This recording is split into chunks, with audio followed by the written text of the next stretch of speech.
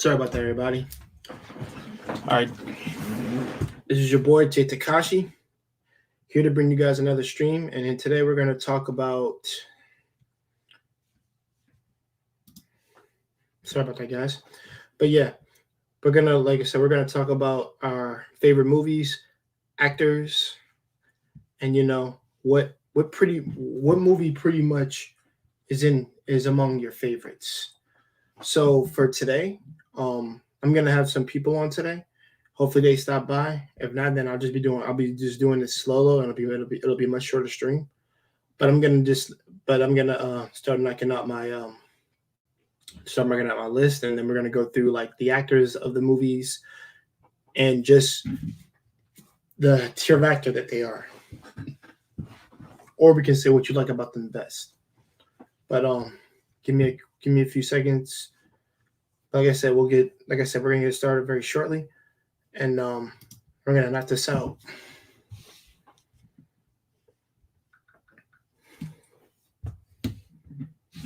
So hold on.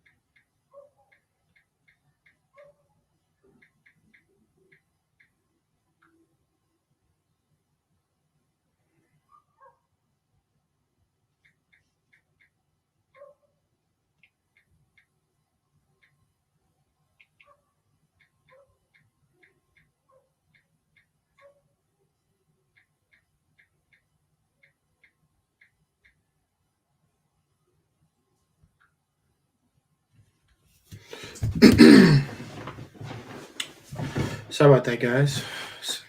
I was just sending my invites to my friends to make sure we're all good there. All right.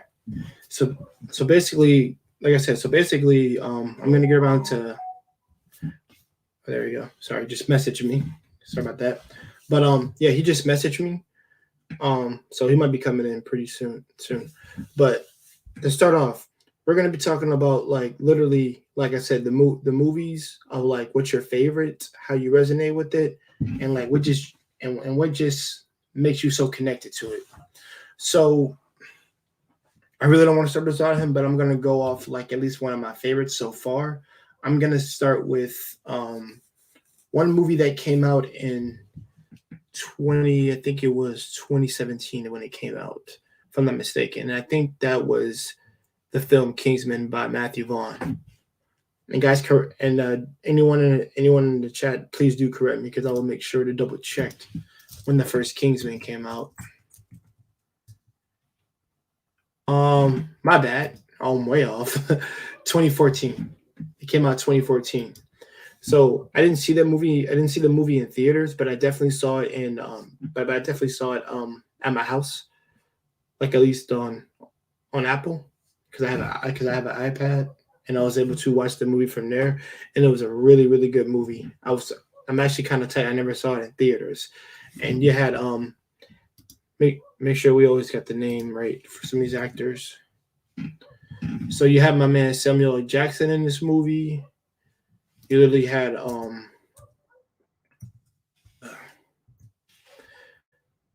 Egerton. I always forget his first name. Yeah, Taron Egerton. You have my man Colin Firth. Mark Strong. I think he's good. I think Mark Strong is good in anything he goes in sometimes. Like some of his movies are just really good. That that the roles that he plays. I think he's a very strong actor, by the way. He was Dr. Savannah in Shazam, so I liked him in that too. So he's really good actor. Like I actually buy his acting when he's on stage. Like this man's serious. Take him seriously.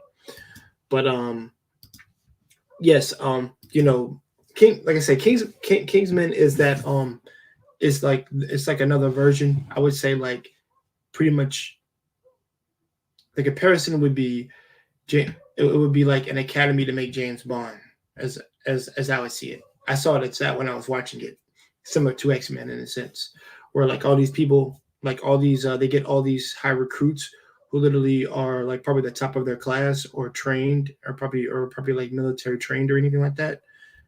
So Taron Egerton's character literally in that movie, he had a military background and he dropped out because he had to go help his mother. And I kind of respect that and understand that little plight because, some sons, if their like father is gone outside the house, then they'll do their best to they'll literally do their best in order to, take up for like when the dad's not there and, to take care of the mom. So, I resonated with that, with his little struggle that he was doing in that movie, at least the beginning of that, but also when he seeked help, at least the number that was there that was left to him when he was a kid but literally by Colin Firth's character, when he called him, he wanted to know like if he could reach out to these people again, and then sure enough, the guy showed up. Literally, the police freed him, and they literally got him out of jail, and literally told him you could do something better than your life, and because you had a record, you literally were on your way to do something great, but you had to hold back. And it was that thing of not knowing people's personal lives that really got me. So as the movie went along, you really see him just go through all the tests. I'm not gonna lie, the choreography for them doing that freaking test was freaking amazing. Hold on.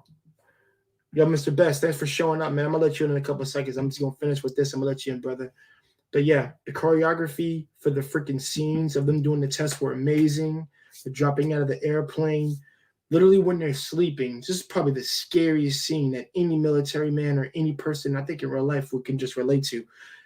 When your beds are literally to the ground and water is just, the room is filled with water, and you literally have to go find air. You do have to get air in order to breathe. And that test is like literally that's like a suicide test almost. And I was like, yo, that was crazy.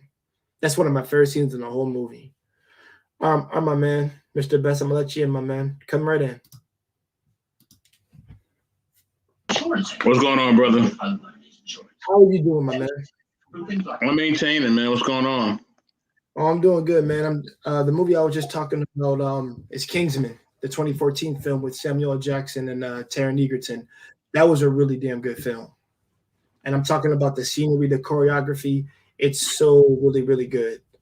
And everybody will say it went on top of my favorites. That's got to be one of my favorites because technically, like I said earlier in my explanation, it was pretty much Academy that trained James Bond, pretty much the way I see it. Like I said, James Bond Academy, like a 007 Academy. The only difference is like that just hints more of the British government, more so just having their own CIA agency, secret agency. So I really resonated with that film because I kind of like it as much, if not a little bit more, than the James Bond movies.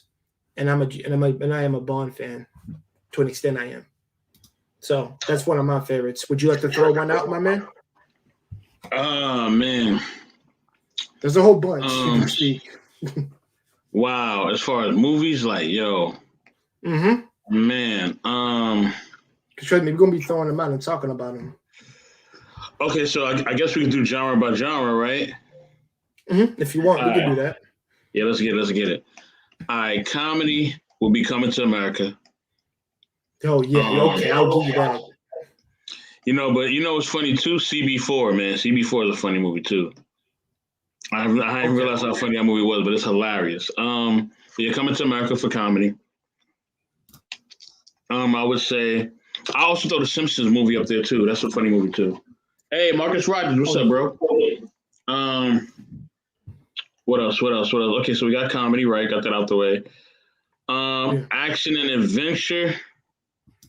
I would say action and adventure. I would say, oh man, I would probably say the Matrix trilogy. Yeah, for Okay. action and adventure. You and me. Oh, I think you got a bit of an echo. I'm sorry. Yeah, I would say the Matrix trilogy for like All right, much better. for like for action and adventure. Drama, I would say oh,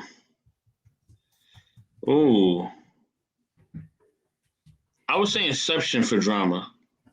Okay. Inception for drama, right? That's a great movie. Gangster movies, I would say Once Upon a Time in America. That's an easy one. Right next to it is Godfather 1 and 2. It's like literally right next to it. Like honestly. Um Horror movies would be John Carpenter's The Thing, the first one. Whew. Oh man. That movie. Bro, which one was that? John Carpenter, The Thing. The very first one. Oh, okay. Yeah, that movie, that horror movie is crazy. That's about it. Yeah, that's about it. Okay. Yeah. Okay. I actually want to address my man Marcus in the comments. Yo, Marcus, bro. Okay. I'm gonna go to your first one that you said when I was talking about Kingsman. Yeah, it's like Umbrella Academy meets James Bond. Yeah, dude. Dude, you're gonna hate me. I've only seen the first episode of Umbrella Academy. I gotta go back and watch it, bro. I was watching Sabrina at the time when that thing was out because I wanted to watch that dark story. And that's probably actually Sabrina's probably an underrated. The new Sabrina Netflix one is an underrated as motherfucker. That's dark as I don't know what. So I got to throw a recommendation in that. And also, I love how you brought up Money Talks, bro. I was so young when that movie came out. That movie was so funny. That movie's hilarious. That movie's hilarious. I can't be racist, but he said, "Hey, white boy," and just pushed him in the wall. I was done. He said, "What the fuck was that for?" That's what gave me busted. Goddamn it. The funny part is when they're in the helicopter and like he's trying to like do a fake celebration with them. Yeah, that's so funny, man. Yeah, man, he jumped in the water. He said it's freezing. Yes, I know. I was just in the motherfucker earlier, so I know. Man. I'm sorry, man. Yo, Charlie, and actually, you know what? I've talked about this movie before, and I want brothers and people just to understand this type of movie, especially the era that I was in. This is a guilty pleasure that I watched last year before the year came in. The Wraith with Charlie Sheen in it. That is a movie that I do enjoy because I was a huge car maniac when I was younger, and that's a revenge story. And it just oh, The Wraith. Oh, that movie is gangster. Yo, that car literally would kill these dudes. And see, the thing is, screw it. Let's get into it. We're gonna talk about all these movies anyway because I got nothing but time. So I might as well get into it. So when I watched that movie, I didn't think that the music would be as good as it was, but I love that music, and I love the music in the freaking movie. I love the music because I love old school type music, especially ones that pertain to racing ones.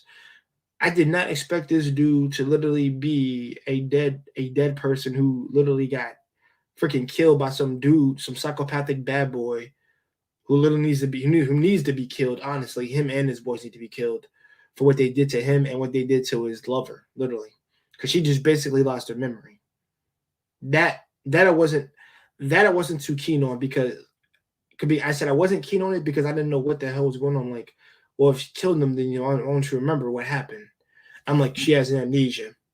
They bopped her on the head hard enough.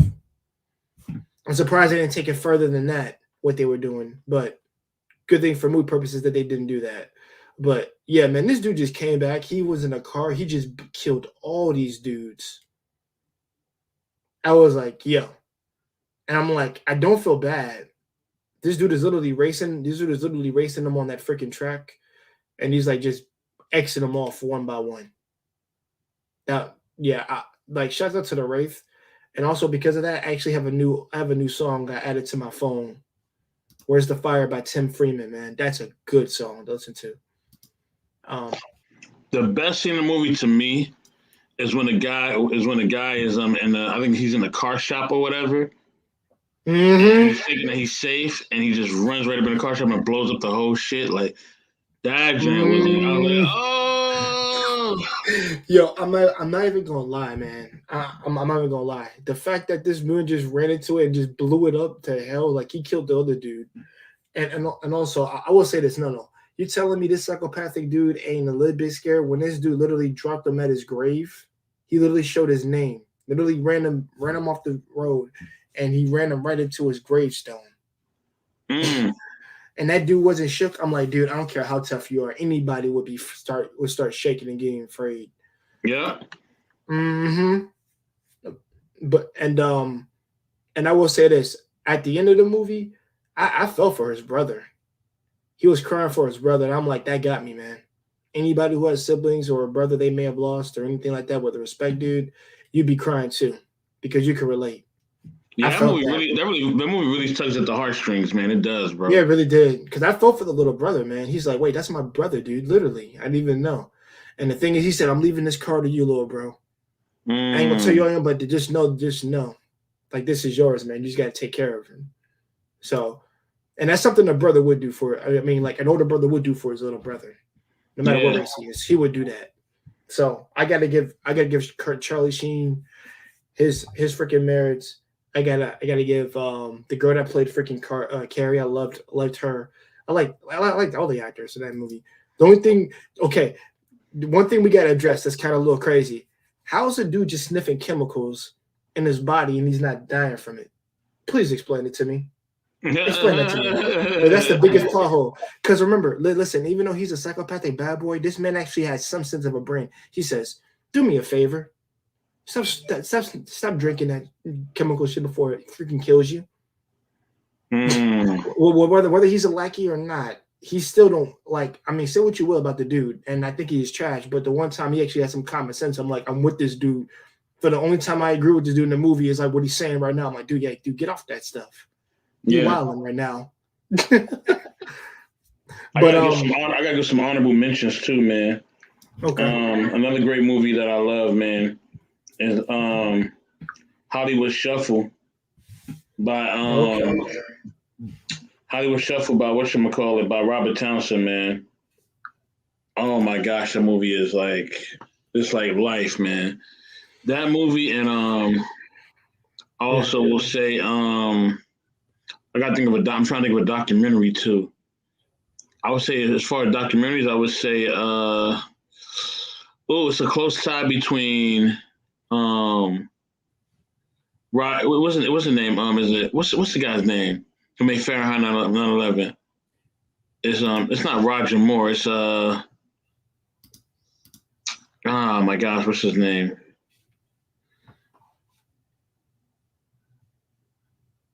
It's something, I forget his name. And I know you're talking about. I just can't remember.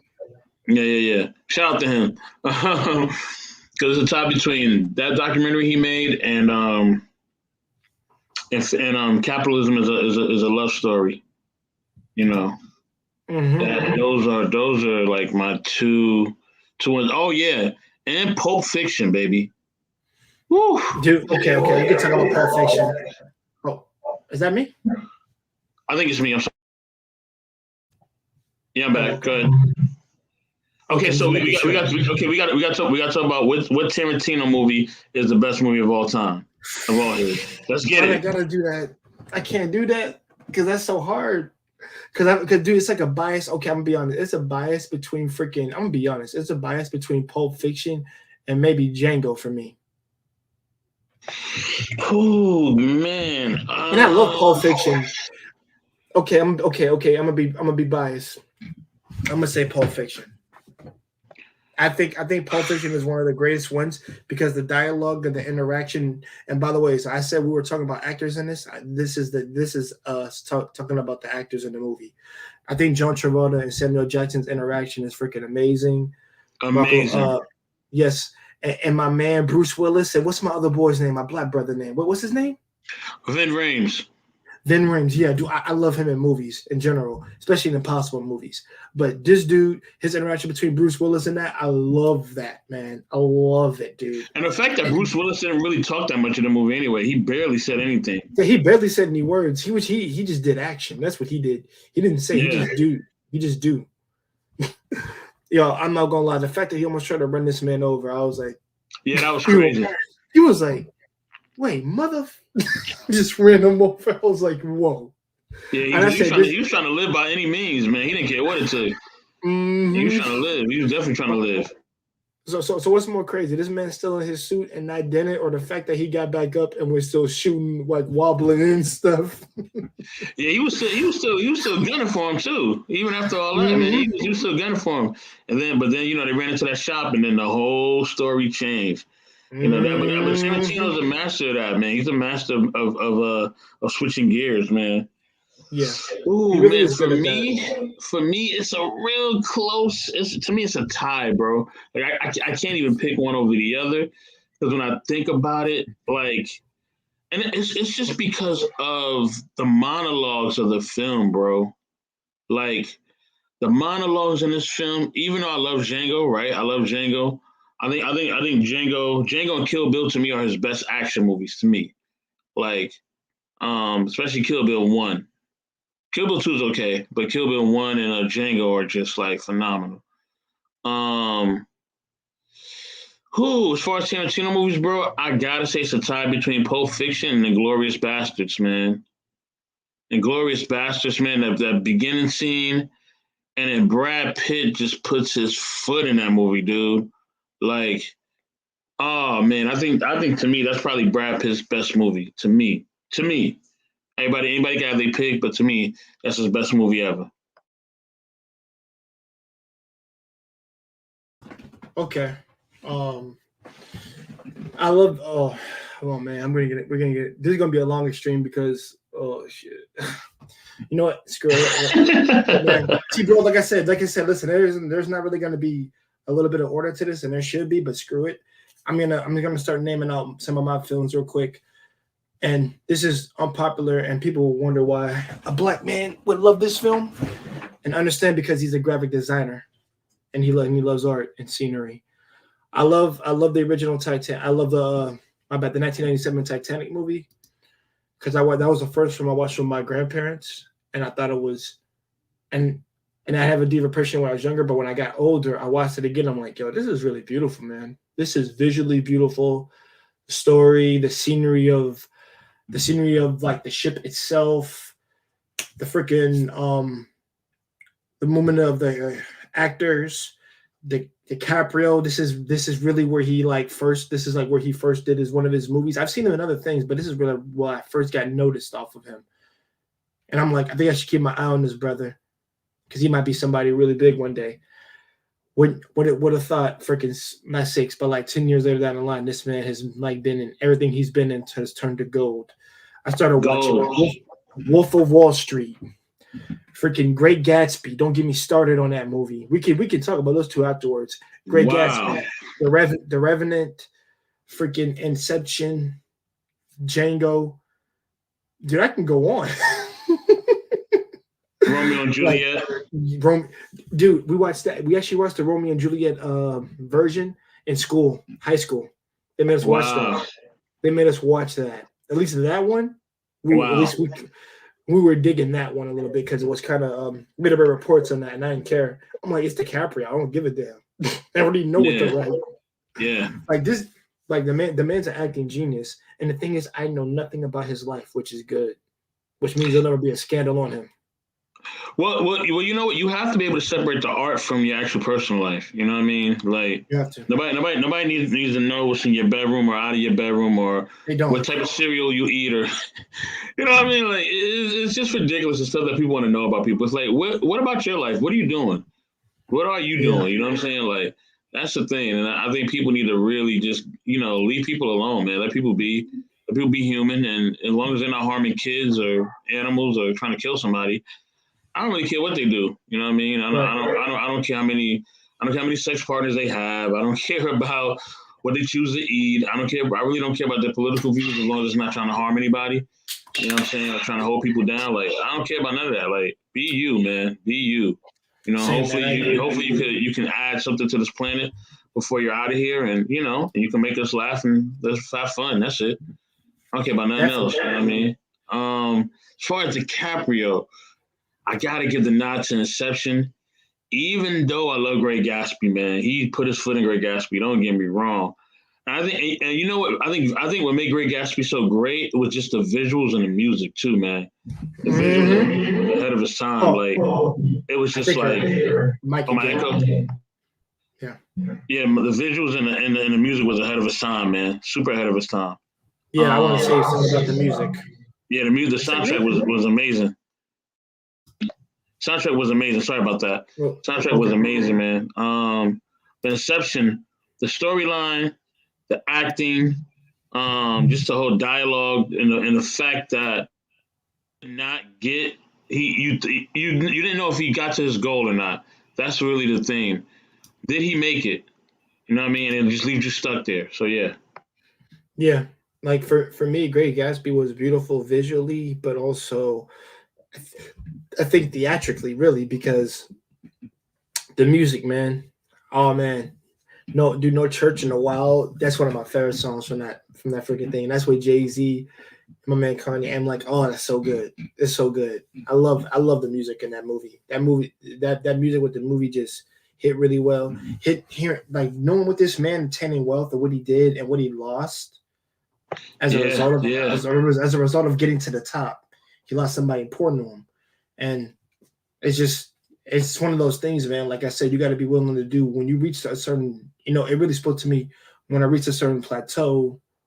Do I want to not have this person on my journey, or do I want to just go and do it without her? Pretty much. Or do you take away? That's a real question.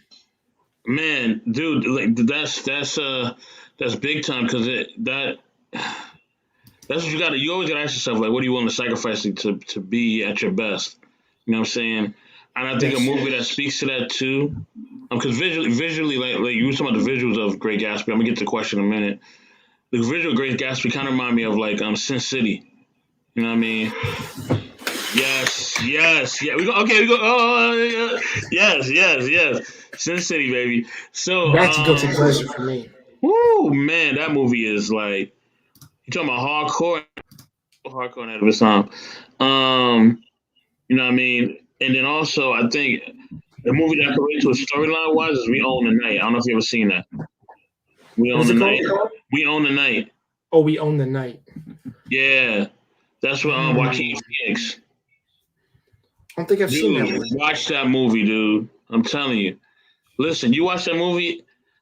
At the end, you can be the strongest grown man, but at the end, man, you're gonna feel away, man. You may even shed some tears, man. You may shed some tears. This man, he literally lost everything to become the man he needed to become. Like it's crazy. Yeah, I'm seeing it right now. It's an hour and 57. It's a crime drama. Okay, got you. I'll watch those. So I mean, we're gonna stay on DiCaprio for a little bit longer because I want to list this because I want to say out that man is my top 3 favorite actors of all time, and that's coming from the what? No ethnicity or anything, but like that is coming from like either the Caucasian side, like literally. I think he's probably like literally my top 3 because I can't think it would be number 1 over that dude. There's some people I can think of, but I'm just thinking like he's like the apex for me. Like I literally know nothing about Leonardo DiCaprio's life, which probably makes him an even better actor. And on top of that, like I said, shouts out to him in Titanic because he gave me the understanding of actually finding somebody that's very similar to my mindset. So it's like actually getting me to understand that, and actually what sacrifice for the person you love and care about, what you would do, would be something like that. Because remember, Jack died protecting Rose. Yeah. Mm-hmm. And that's what technically what men do for women more often than not, especially the ones who are with them.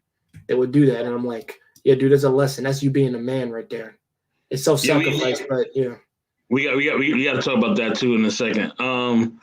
But yeah, I'll say it'll be two actors, man, that I hold in the highest esteem. Denzel Washington and Leo, man. Those are my two, man. Yes. I mean, Gold. I know Jamie Foxx did his thing in Ray, and I am not gonna say he didn't do a great job in Ray because he did. Yeah. But to me, the best portrayal of somebody was Denzel Washington playing Malcolm X. I mean, it's not even close. It's not even close, man. Yeah, I can't even disagree with you, dude. Like, and listen, I'm a Jamie Foxx fanboy probably to the day I die, but dude, he and Jamie, this ain't no snide on you, but Denzel is that dude. To me, it goes like this: when we have like the best three old school actors that are black, it's Morgan Freeman, Denzel Washington, Samuel Jackson. Them the only three that come to my mind. I cannot think of any other people who are on that tier. And okay, an argument can be made for my man Lawrence Fishburne. He'd be top 5, easy. And from the gangster movies to where he is now, yeah, I'm definitely putting Lawrence Fishburne in the top 5 with those three dudes. I just don't know who the fourth would be. Or fifth. I would say we gotta put Sidney Poitier there, man. I mean, I know that's way before our time. But even Denzel would get mad at us if we didn't put Sidney up there, man. Sidney was he was like really the first Denzel. Him and Harry Belafonte and them, they was holding it down. That's the era. I mean, I don't watch any movies because that's just not my time. I'm gonna give Richard Pryor his nod too. Him and Billy D. Williams, I'm gonna give him their nod too as well. But yeah, as far as top notch, definitely Sidney Poitier, bro. Him and Harry Belafonte, I gotta give them their love, man. I got to. Okay, I got you. I feel you on that. Yeah, we should do that too. I tell people like at least my top 2 favorite actors I can think of are Leo and Denzel, at least for what I'm looking from. But I actually will touch on one of Morgan Freeman movies that I do love him in. Shawshank, baby. Come on. Oh, this man is reading my mind. He's naming all the really good ones. I'm here, man. I'm here. Yo, man, guys, this dude gonna predict everything. Trust me, we'll end the stream early tonight, bro. But we're gonna be talking about this for a while. No. Trust me, man. We're gonna be here for a while because we want to talk about all the good ones, really. And like I said, Morgan Freeman's a great actor. He's been in Olympus Has Fallen 1 and 2. Those are really good. And that's shout outs to him and I forget my man who was in. I think he was in Gladiator. I think. Is it Gerard Butler? Let's see, Gerard Butler.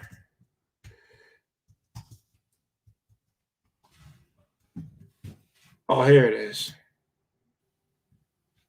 Is that my? Yeah. That's my boy. Yeah. That's him. Yeah, that dude's freaking genius. Yeah, the Olympus Has Fallen movies are so good. The soldier goes all out. Then you see the president, Morgan Freeman, just being that voice. And also, I want to listen. This is probably one of the best Jim Carrey movies with Morgan Freeman in it. Bruce Almighty. I love that movie. Bruce. No. I actually genuinely love that movie because it's like funny as hell. That's probably one of my favorite comedic movies. One of my favorites because I have like maybe a shit ton of comedic movies with Jim Carrey in it because I think Jim Carrey is the best. If you're talking about Caucasian actors in terms of comedy, I think he's the number one apex. Yeah, you're right about that. For me, yeah, because and I'm not trying to say anything bad about Robin Williams because I think Robin Williams is in the top 3 regardless. But I think Jim Carrey just sold it too well. Like anything he's in, I think he's just funny as hell. Remember, Robin Williams is a different generation from us, man. He's a different generation. You know, that's like our folks stuff. You know what I mean? Like he was out when they were like kids. So we haven't really watched none of this stuff like that. But you know, Jim Carrey is right up our alley. Like we've actually been able to view his stuff. And to me, Ace Ventura, The Mask. The Mask. Don't even get me started. What about the one where he can't lie? Liar. Yeah, that was a great movie too.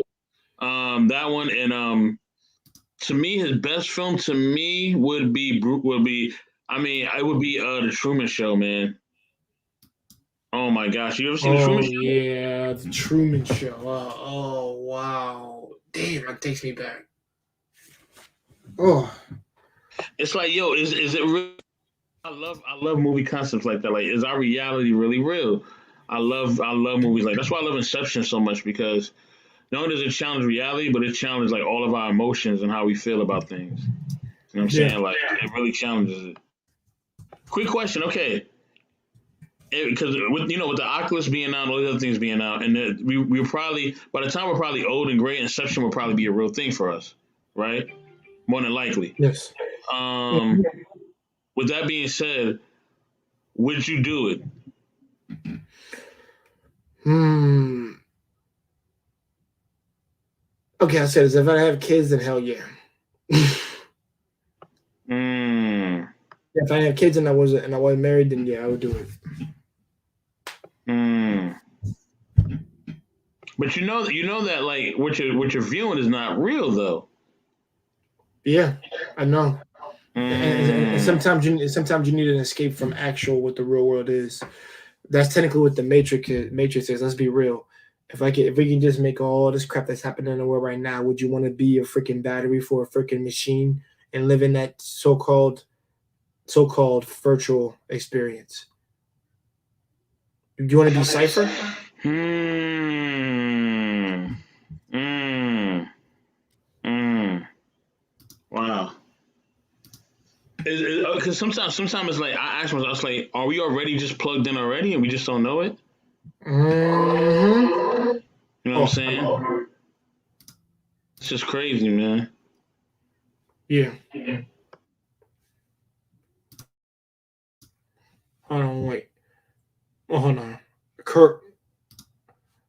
Oh, Russell Crowe was in Gladiator. Okay, there we go. Yeah, that's what it was. Yeah, dude, Gladiator is one of my favorites. Love Gladiator. I could go back and watch that movie a lot of times and have the same feeling I had when this man was willing to protect his brothers, whether they be black, white, whatever. He didn't give a damn. He said, "Free my men." He literally Yeah, said, "Free my men." yeah, that I whole don't care story what is color they crazy. is. Free them. And then then at the end he had to reveal who he was, and yeah, that was nuts, man. Mm-hmm. You ever see the movie Cinderella Man? Yes, Cinderella Man. Yes, Cinderella Man is probably top five. Probably my no. Actually, if I took out the superhero movies, Cinderella Man would be my top five. It'd be still top 10 with the movie. Mm. Top five. Cinderella Man's really good. I love that. I love Cinderella Okay, Man. okay, the Marvel movies, man. I know you've seen the Spider-Man movie, right? Okay, yeah, we're gonna But have this but but discussion now. but listen. I know we're gonna have the discussion. Listen. Yeah. I think this is what I personally think. I think once this Doctor Strange movie drops, I think our list will be revised. I really believe that because I think Okay. they put a lot into this movie. I mean, yeah, the previous Spider-Man creator, Sam Raimi, is making it right now. He's the director, so there's a lot of bacon on this movie because I really want Doctor Strange to be received well because that's one of my favorite freaking characters besides Doctor Fate. I love Doctor Strange, man. Like Mm. if I had to pick up, like if you're asking me what powers I want that shit because magic I can just fuck with people. It's not like super speed or intelligence. Like, dude, I literally do magic and I can just send you into a dimension in the mirror dimension you can never get out. That's why I like that Mm. ability. And especially, let's be real, after the whole Disney, and I will say this, after the Doctor Strange movie itself, I loved that movie at the end. Me and my friend went to go see it in theaters when we were living together in our apartment together. And when he showed up in Thor Ragnarok, the way he was just effing with Thor and Loki, I'm like, dude, he's literally just casual. And I'm like, dude, you see what he's just doing? Just like teleporting people to different places, filling up freaking cups like magic. I'm like, dude, yeah, dude, I love that stuff. That's a power that I would want, that Doctor Strange magic stuff, because you can do just about anything with it. And also the way that Doctor Strange fights is so different than Iron Man, Captain America, Spider-Man, freaking Superman, Batman. Like I freaking love the way he fights. Yeah, he's literally untouchable. Yeah, dude, he's literally doing like Earthbender, Avatar Airbenders for me. Just doing all this, like all this. I'm like, bro, I love that. And it's every time I see that, I freaking get hyped. And not to mention, I'm gonna say, like, did you see what he was doing in Infinity War, Cats? Literally, this man Yeah, he was was getting literally, busy. yeah, he was just getting busy, like mirror dimension. here's a freaking blast, and then I'm gonna turn a black hole into freaking butterflies. I was like, yo, butterflies, bitch. Oh, that's cute. When I saw that, I was like, Thanos. He was like, butterflies, bitch. Nah, man. And that's without the stone. So like I said, I like how they incorporate how like he's a sorcerer. They fight very differently from regular people. So I'm glad everybody's in fact the same. So I'm also glad on that. But Doctor Strange is one of my favorites. He's one of my favorite heroes. I love him in Spider-Man, love him in Thor Ragnarok for whatever short action he had, and his own movie Infinity War. Loved him in that. We can get into the Marvel thing in a second, but majority, because I know we're gonna get into that conversation a little later. Yeah. Don't freaking. But I will say but let's talk about it. Benedict Cumberbatch, he's a top tier actor. He's top tier. I think he's top tier. Okay, that one of the best actors. That fight scene in Infinity Wars when Spider-Man, Iron Man, and I think it's Doctor Strange when they're trying to get the glove off of Thanos. Yes. That fight scene was, oh my gosh. Was amazing. Mm-hmm. Yeah. Actually, let me touch up on that. So that scene in of itself, I'm talking about like, first of all, Infinity War is like probably the perfect comic book movie adaptation I have ever seen. I'm not even gonna lie. Like the colors, the scenery, choreography, the dialogue. Who's in the fight scene though? Who's in the fight scene? I think was it Star-Lord? It's the Guardians. Yeah. It's the Guardians. It's who else? Spider-Man, Iron Man, Doctor Strange. Yeah. And Mantis. Yeah. And literally, freaking Doctor Strange is not Sorcerer Supreme in that movie. He says, "I'm the master of the mystic arts." That's my title so far. That's what he still is. And literally, this dude, the way the fight just kicks off, Iron Man just drops a freaking building on him. Yeah, that was nuts. Like, that was nuts. He said, "Yeah, if your goal was to piss him off." Yeah. Mm-hmm. Yeah, I'm like, that fight scene was crazy, man. That fight scene was. I was like, yo, like, and they almost had it, like. That plan was working. Close, yeah. I forgot who fucked it up though. I forgot who messed it up. Star-Lord. Yeah, it was Star-Lord. You're right. Yeah. He messed up his own. And the thing is, because remember he said, "So let me make the plan, and that way it might be really good." And that's why people we get on Star-Lord for that. He is acting in character, but the problem is, dude, you effed up your own plan. Literally, you had it for like a second. Spider-Man's the one that's pulling on because he's stronger than all of them. And literally just like trying to, and almost had it. That plan almost worked, but I do want to say this. So let's give a shout out to freaking my man Josh Brolin. Josh Brolin, freaking has freaking put on the voice of one of the most OP freaking comic book villains in Marvel history, and let's give credit for Marvel for like what? Oh, hold on, I'll get to this in a second. I don't know who the hell that is. Or somebody's reacting, but let's give shouts out to how Thanos. It's a troll, bro. It's a troll. Yeah, it would have to be a troll. Yeah, spam. Yeah, I got it. I just got rid of it. But yeah, bro. Like, let's give credit to Marvel for making Thanos look so lifelike in the theater. When I saw him in IMAX theater, bro, in Florida, I was like, dude, he looks so clean. This can't. He looks real. This doesn't look like a prop up or a mock up. This looks so real. I didn't see like CG on his face, whatever. He looked real, like a big brolic freaking alien. So I want to give credit. I want to give credit to my man Josh Brolin and Marvel for making Thanos real lifelike and not making this some crappy CGI.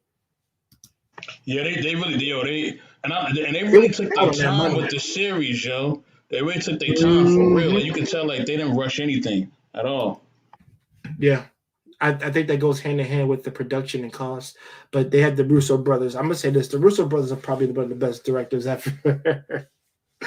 They've made Civil War. They've made both the Infinity War and Endgame. Like, bro, they went all out. I got to give it to them. Civil War and Winter Soldier on top of that. They have like 4 gems. Winter Soldier is my favorite, man. All right, so let's talk about Winter Soldier. Yeah. Okay, so I've watched Winter Soldier 20 times more than I can count. You want to know why? Because Captain America was always one of my favorites, and I'm glad they made him the version that I wanted to see him in. Not the dude out of time, but the dude who came out of time and learned all the martial arts and show everybody that he is the badass that you should not fuck with. Number one. And two, we got my man Anthony Mackie playing Falcon, the military Falcon that I mess with. I wasn't really messing with that red and white costume. I won't go mess with that because I don't really care for that.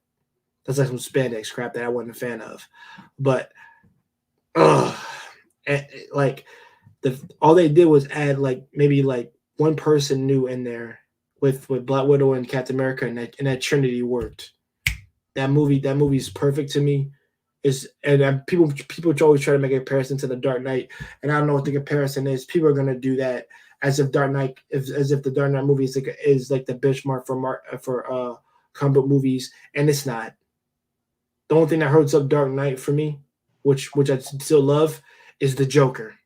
That's it. Yeah, not the Joker. Yeah. That movie's not even all that good, to be honest. Yeah, it's not. Heath Ledger killed it too much. Yeah, way too much, bro. Way too much. Yeah, and I think with Winter Soldier, you know what got me with Winter Soldier? Because the first one was so excellent. The first whatchamacallit was such a masterpiece. I was like, okay, what are they gonna do for the second one? And man, when the Winter Soldier kicked off, I said, wow. Because I didn't believe it was gonna be better than the first Captain America. I was like, it may not be better than the first one, but I know it'd be good. But the fact that it was way better than the first one, like not even close. Yeah, I will. Yeah, bro. I think it's just your mic a little bit. It's just I think it's like got a lot of background noise. But to follow what you're saying, Mr. Best, yeah, dude.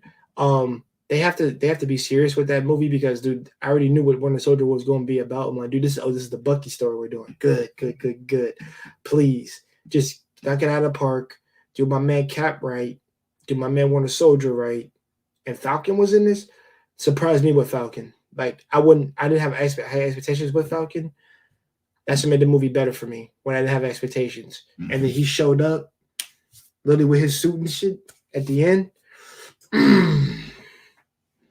Yeah, that dream was beast, man. It was beast. Yo, Falcon was beast. Black Widow was beast. The Samuel Jackson scene with his car. That's one of my favorite scenes in the movie. One of my favorites, man. That movie has too many good scenes in general. You can't put one over the other. Because a lot of them hold a lot of motion, weight, choreography, and impact. Yo, Marcus, I know you're the only one chatting, and I really appreciate you being the only one in chat, bro. I'll get to all of them. 300 with Gerard Butler. Yes, 300 with Butler was good.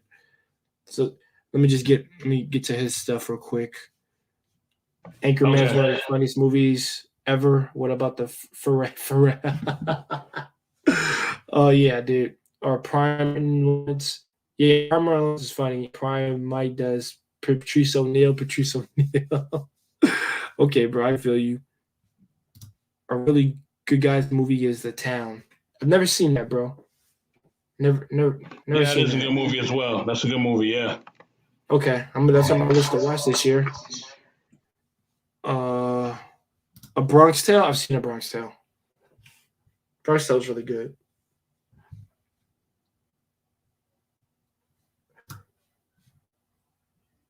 Okay. Yeah, we're mostly caught up with some of his stuff. But yeah, dude. We'll talk about those cats in a second. But I will actually no screw. Let's talk about it now because this should be known. Because someone brought up Tropic Thunder and Kia's freaking stream. From where Robert Downey Jr. started from to where he is now. Like, first of all, the comeback. I've never seen any actor have a comeback in his career as an actor the way Robert Downey Jr. has. Let's just be real. Have you seen that ever?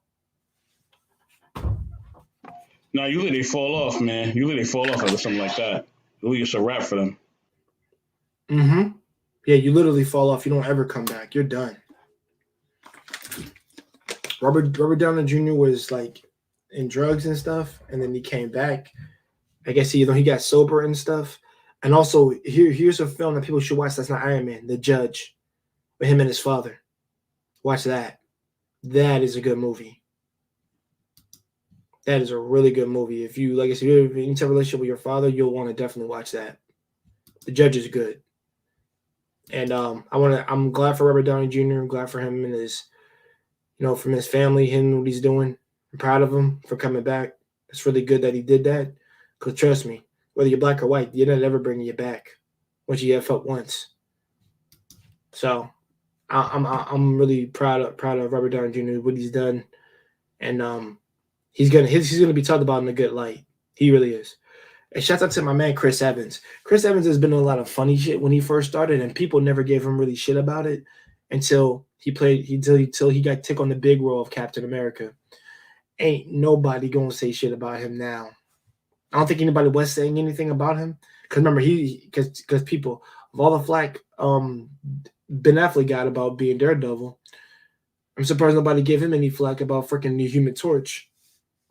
And guess what? No one ever brings it up. And I'm not there to throw shade on him personally. Yeah, because remember Michael B. Jordan played Human Torch as well. Then he played Killmonger. Well, the thing is, he was the best. He was the best actor in that shitty ass Fantastic Four movie. I never even watched it either. But all I know is when people told me Michael B. Jordan was a star. I believe him. Yeah, that movie was it was kind of like, yeah. It was a 1 out of 10. Dude, one, they didn't want to promote it because it was so bad, but then they wound up doing it anyway. Yo, do you know what's so crazy, Mr. Best? I ain't never heard a whole internet people say something was trash synonymously. I'm talking about everybody. No one named one good thing in the movie on YouTube. That's why I never even saw it. But besides Dawn of Justice, which is bad too, this one was just universally bad. Yeah, dude, it's trash. I'm like, don't worry, man. I'm glad I saved my eyes. What do you think about Justice League, the director's cut? Because I've seen both. I've seen that one, the director's cut. I like the director's cut. Okay, the director's cut is way better. The Justice. Oh wait. The Zack Snyder's Justice League. Yeah, that one's way 10 times better. It's a solid 8, but it's not gonna get a 10 from me. It's gonna get an 8 for fixing some things up and getting rid of that shitty ass one I saw in theaters. That was trash. I guess I really didn't have much hope in that one. But Zack Snyder's one, when he brought it out when we were in COVID, I'm like, bro, much better, more non-Aquaman, a lot more Cyborg character development. Like, I actually give a damn about Cyborg at the end of this movie. Like, I care about this dude. We got some good Flash stuff. We actually get to see him save Iris. Like, that was really, really good. I'm like, thank you for taking that out. And the way he does it is freaking stupid. Like, really, really good animation. Like, this dude's shoes rip, and he just goes out, points a finger through the glass, and just goes. I'm like, yeah, okay, that's Flash. That was really good. So they did a lot of good things. I'm waiting for this movie to drop too, the Flash movie. I'm waiting for that to drop too, the Flash movie. I'm looking forward to that one. We're looking forward to that one. Trust me, we're gonna get to Batman last. Batman's gonna be the last thing we talk about, I think, because I think we should talk about that one. But we're gonna go look because I'm trying to get some DC love in here, and we'll get some Marvel love. But so in terms of horror, we can talk about the horror genre. The fact that listen, and I'm not trying to talk badly about her stream or whatever, but the fact that all these ladies on Kaya's stream really talked about horror movies is freaking wild as fuck to me. Except OG Patrice, I'll give her that. At least that lady, bless her heart, she didn't make anything traumatic. Like these girls saying like worms, squirms. I'm like, okay, how y'all should be not me watching these movies. Like these movies traumatized me as a kid. Like what the fuck? As I got older, it toughened me up, and I'm like, yo, I was scared of this shit. This ain't nothing now. I kill these things. But let's be real, man. Chucky scared the living shit out of me when I was a kid.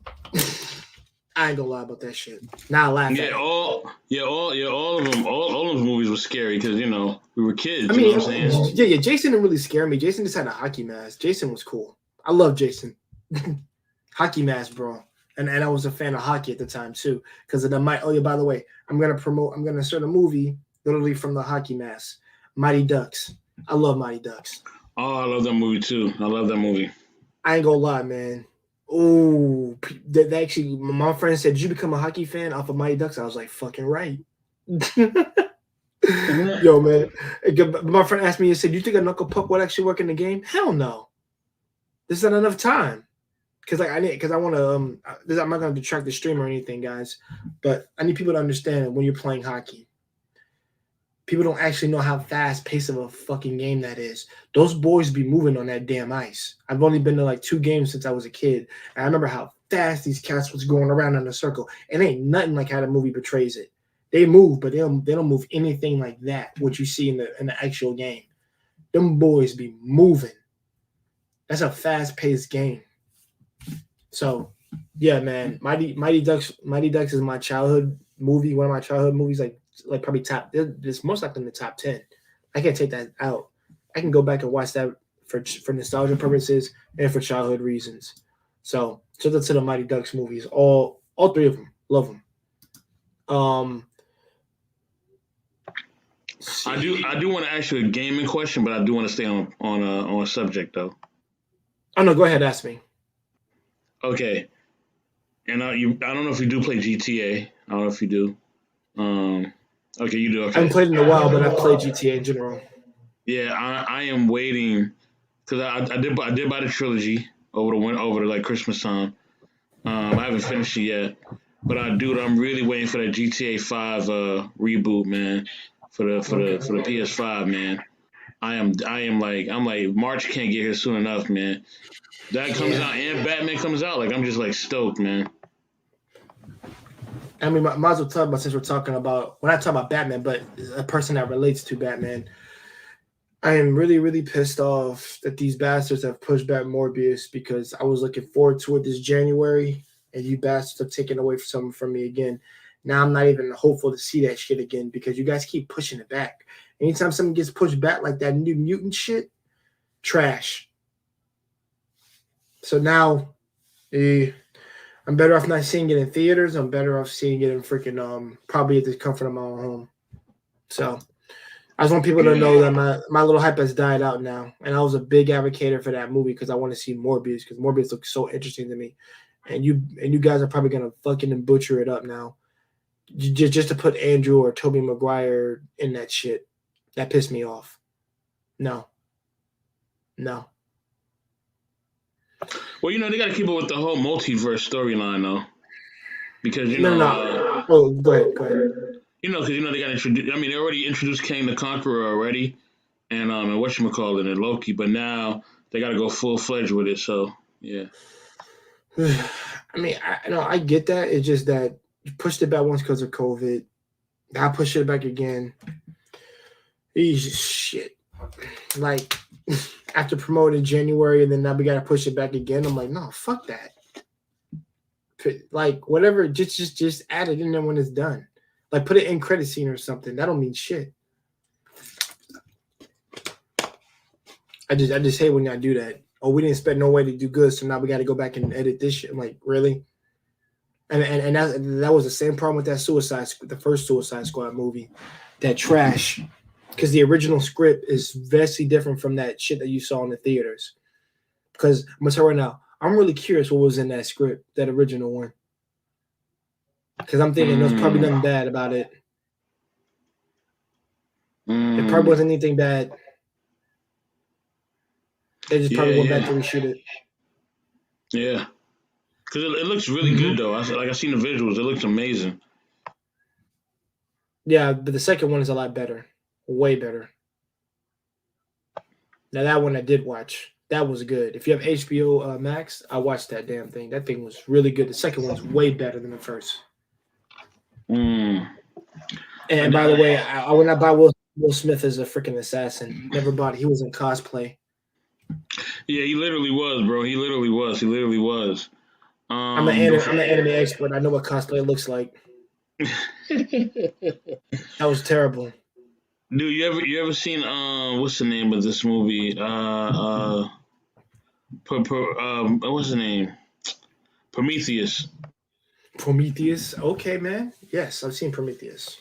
Oh my gosh, that one is a guilty pleasure. Yo, that movie, dude. One, the preview had me shook. And then when I seen it, like nobody, like none of my friends, like they was like, "No, man, I can't do it. That movie's too scary." I'm like, "Come on, man, come see it with me." And then like I actually wound up seeing it, and I was like, "Yo, this movie is different, man." Next level. Like the way that people would die in that movie is just on like some extras. Like I ain't never seen nothing like that. Yeah, I'll actually, since we're in the middle of horror, guys, I will like I said, we'll talk about the Marvel DC later, but we're gonna hit these other freaking ones. Marcus, I'm gonna get to your comments, bro. Just give me a second.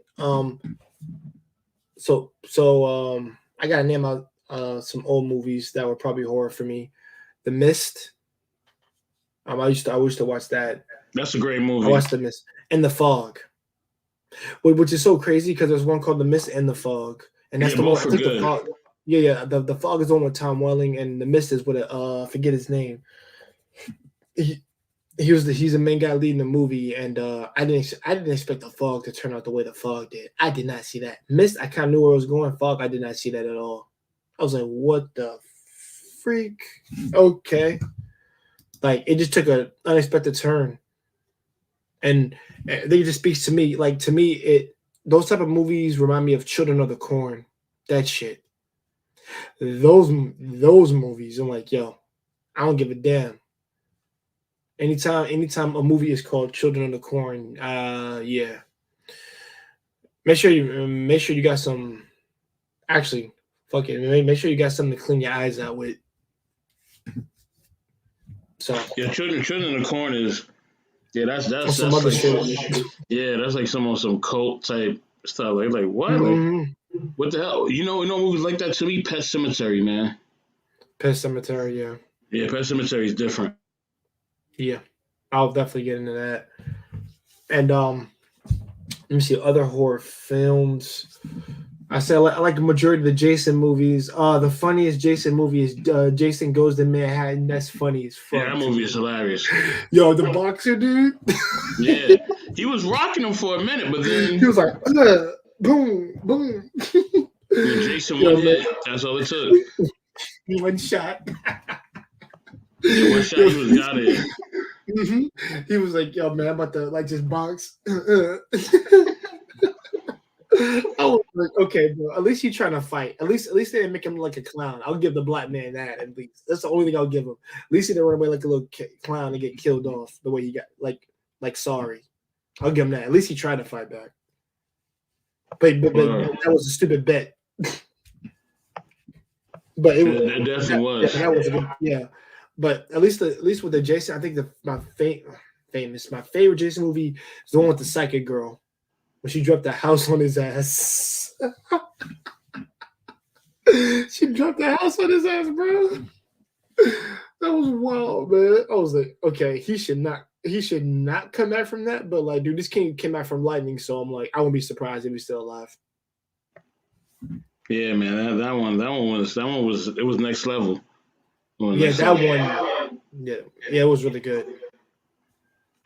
Let me see. I would say Freddy with the Dream Warriors. That's probably my favorite Freddy one. I like Freddy versus Jason. I ain't gonna damn what anyone says. Like they did a really good premise with that one.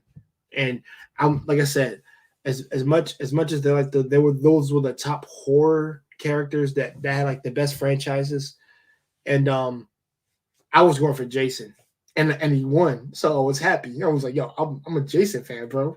Jason got regeneration. Jason is strong as all shit.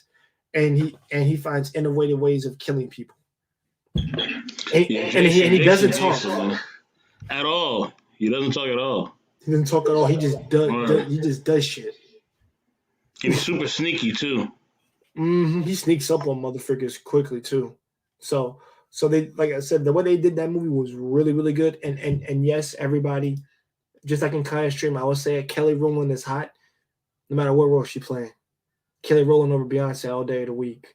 I know I'm detracting, but it gotta be said. Kelly Rowland all day. Not even a question. Because even in that movie, she looked good to me.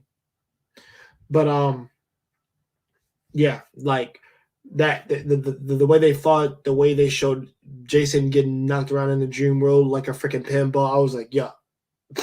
Yeah, that was crazy. That was crazy. Wow. But then the way he came back though, man. With this beast, yeah. Yeah, because he literally said, "Why won't you die?" The dude is immortal. Technically, he's like a retarded zombie almost. Like really, because he has that retard superhuman strength. And like I said, it really and let's be real, what made Jason what he was, because these camp dudes were having camp dudes, people in camp were having sex, and literally he's out there drowning for his life, and they're doing some shit, and that's what created his ass, and they made a mistake of killing his mom. Oh yeah, you created that monster. You got what you deserved, personally, for me. Because, hey, listen, I love women as much as the next man, but I have a job to do, and I can't let kids be dying. So that was stupid on their end. So his is more tragic, to be honest. So as opposed to Freddy's. Exactly. Yeah, exactly. This is way more tragic, man. Yeah, because he was a kid. That's why. Word, man. But bro, man, any other horror films? Huh? Oh no. Got any other horror films you want to discuss? Oh no. I just was I was thank you for letting me drop in, man. Thank you for letting me rock out with you, bro. If y'all haven't already, please like and subscribe to the homie Jay Takashi, man. Hit that bell, all right? Like and subscribe. If not, you get no hearts for Valentine's Day, all right? None at all. Okay? I'll come to your house. I'm taking all your hearts for Valentine's Day. Definitely like and subscribe to Nodge Relationships. Jay, it's been a pleasure, bro. I definitely, whenever you're on live, man, I will definitely check in. Definitely show you love and support, man. And check in with us, too, man. If you ever need anything, in the scene, behind the scenes, bro, always hit me up, man. I'm always here. All right, man. Thank you so much, Mr. Best. I really appreciate it, man. And thank you for coming, man. I really appreciate it. Definitely, bro. Much love. Later. All right, take care. All right, guys.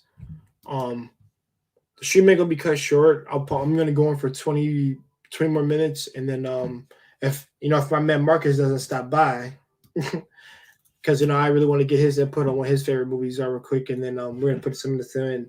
But yes, Spider-Man: No Way Home. I am gonna speak about that. I'm gonna say literally Spider-Man: No Way Home is probably second. If Spider-Verse didn't exist, it would be my number one, because because it's an amalgamation of all the Spider-Man movies we saw. Even though I don't like the second, like Amazing, I don't really like the Amazing Spider-Man all that much. I think Electro was. I think I kicked something. Sorry about that. But yeah, that particular the nostalgia factor, Toby, Andrew, and our newest Spider-Man, Tom Holland, which we currently know and love. We love all three of them. It was so damn heartwarming. It was so hyped to see three of those Spider-Men together on the same screen, and literally be in their spider suits, swinging together, taking on the villains. They're super villains. I freaking loved it. Nothing's gonna take away that experience from when I first saw that, especially the second time too, because I've seen the movie twice. I really loved it. I really love No Way Home. Like I said, I think No Way Home is a classic. I think it's amazing. I think it's top tier too. So I put it on top tier with I probably put it in my top 5 favorite maybe MCU films. Top 10, most likely top 10, because we got other ones that are in there. It'd probably be 6 or 5. So we'll do that one. But also, I guess since we've covered action, horror, drama, comedy. Think what the drama we haven't covered. I didn't cover so much sci-fi. For sci-fi, I'm gonna Marcus, would you say we gotta make a part 2 of the stream? Oh, okay. If you can't come on tonight, man, I'll make a part 2 easily. Like I said, I'll just end it like a little. Like I said, I would go on for 20. I'll make it 10. Is what I'll do, because I want to name out some more movies. So people, So yes, I am going to end this in 10 minutes because I'm glad one of my boys showed up, so we can talk about other movies and certain directing certain. Actually, we didn't really get in directing, so let me correct that. We didn't really talk about directing, but we talked about choreography and how certain movies were literally shot for certain scenes and are like literally scenes that captivate you. Primal? What's up, man? If you want to come in, my man, you can come in, dude. Like I said, I'll go on a little bit longer because I actually would like to get. I actually really want to hear your well, what are your favorite movies or your top movies or slash actors in those movies? But yeah, literally you have to take it by like a movie by movie study. Like even Joaquin Phoenix's The Joker, I saw that literally the week after the movie came out, and I gotta say that is literally a character case study of how a person of how society fails the Caucasian male, and literally in a time where it's just awful atmosphere of people, the living. Okay, I'll give you a minute, Primal. The downtrodden, a man down on his luck, a man just literally not getting the help that he needs in order to to be stable and literally in a city that's just chaotic. So really a society that doesn't give a damn, to be honest. So people gotta remember when you watch the Joker, it's not a typical movie of like what you think it is. It's very different, and it's not justifying psychosomatic behavior. It's literally saying that this could happen to anybody if they don't get the proper care and treatment. So, it's like I said, it's literally a character study. So I enjoyed that film for definitely what it was, and also they could have taken it. The criticism for the movie, I don't agree. I don't agree with that nonsense because Deadpool killed a lot of people and you all laughed at it. So you don't make any damn sense. If you watch that and you like that and you says, oh, this, and you say Joaquin Phoenix's Joker is such and such, then I gotta question your mindset or your reasoning, because that doesn't make any sense to me. All right, my man Marcus, let's get you in, bro. Hey, what's up, man? How are you doing? My bad, bro. I apologize because I was busy doing some other stuff. It's cool, man. Real got a life. Yeah, I get you. I was trying to jump in earlier, but I was just watching a movie with the girl and then doing some homework and stuff. No, that's cool. Spend time with your lady. Yeah, I got you though. But you guys are touching up on some great movie topics. I was loving it. Yeah, man. So what you said, I will make a part 2 to this. I will definitely do that. I'm gonna let Primal come in. I'm gonna let him say some of his favorite movies, and then we're definitely gonna do this again sometime this week because I'm trying to get other people in here because I know there's another cat named Jedi Mike. If you gotta check out his channel, guys. Yeah, what the funk on here too. What the funk would be great. Yeah, I want them to come on and actually really say what they think of what movies and what actors they like in those movies. Because, bro, I appreciate you commenting in the chat. By the way, dude, thank you for being the best audience. I appreciate that, Marcus. That means a lot. Oh, absolutely. Anytime I can get, I love media. I love cinema and I love shows. So yeah, man. I'll always Your cinematography is amazing. Absolutely. Yeah, definitely, man. Especially when you're on lockdown. When you're on lockdown from this bullshit COVID stuff. I know we can't really say the C word that much on here, but that's like people had nothing better to do but to do work from home and watch streaming services. And there's listen to music, do work out at home, watch movies and shows. And so what better way to catch up on it while you're at home, especially when there's going to be like a second lockdown, which is like bullshit. But, No, I definitely agree with you, man. It's a somewhat of a exercise, at least for me. Exactly. At least today I downloaded my other Japanese book for guys, this is off topic, but literally I downloaded my it's on my Kindle, literally for the app that I have, the e-Kindle app for my iPad, and I downloaded another Japanese book for like katakana and hiragana, so I can continue learning the symbols and the handwriting. So I did that today early morning, and I was on a stream all the way to like freaking 8, and then I went back to bed, got back up at 10:30, and then just started my day trying to get health insurance. I had to do a lot of stuff to do all this. Oh, that's a fucking drag. It's always a whole bunch of paperwork. Yeah, it is. I got it done though. I just got to. I told him to resend the link so I can do the payment and everything and just knock that out. What type of healthcare did you get? What brand? It's like a it wasn't really a brand. It was more so a coverage package that I got from like, your work. No, not from work. Outside of work, because my work doesn't have it. If they did, I already would have had it. But yeah, I had to nip that in the bud once and for all. But yeah, like getting back to our topic, guys. I know we're off topic, but screw it. Sidetrack. That's what happens.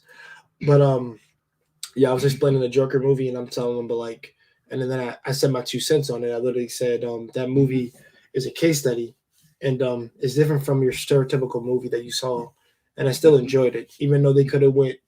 There's some things that I could let them go full on hardcore with, and I was just like, let the Joker wild out on this one scene.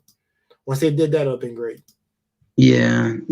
I think it was just I think it's Chris Nolan's way of making it a realistic version of a superhero movie because Batman is very Earth based because he doesn't really have a lot of superpowers. So it was a great fit for Christopher Nolan at his time in the 2000s to early 2010s to when he made his trilogy of those movies to make it more believable and be like, well, how is it that people can't tell who Batman is by listening to his voice? So that's why Christian Bale did the whole, type of like grunting noise voice when he did it, Batman. And people made many memes and videos about it, about making fun of, Christian Bale's voice and stuff. But I think for the time being, for what it was very much needed. And it was great, especially the last 2 movies. Like all of them are great, but the last 2, especially how it left off with The Dark Knight Rises, it was a great way of ending it off. Oh, The Dark Knight, yeah, I think that ended perfectly. Dark Knight Rises was what got me because, like I said, it was decent at best. That's what being nice. Yeah. And the only thing I can give that movie is that at least it ended up with Catwoman because I'm so tired of Batman being by himself. Yeah, and especially the way that I think Bane was the best thing there. The Bane was the best thing, and just how it ended with for Batman retiring, moving into Italy and or whatever. Deal with somebody finally. Yeah, it was like the 2 best things. I would say this, at least for me, which somebody actually pointed out, which I do agree with. And Merlin the Mighty, this is like a long time ago. Anybody ever followed him? He literally said this in the stream. I still remember this. He was like, listen, the basic concept of Batman was screwed up. Batman is completely obsessed with his goal. He's oblivious with it. He would pretty much he would do it for anything and give it up until he died. And within the course of the 3 Batman movies, he was Batman for 1 year, went into retirement for 8 years, came out of retirement, went back in retirement. It's bullshit. It's a lazy ass Batman. It's a lazy ass Batman. Like, let's be real, a year? Because if you follow the first 2 Batman Dark Knight trilogies, they're basically like a 2.5 year of being Batman, maybe like 3 years at most.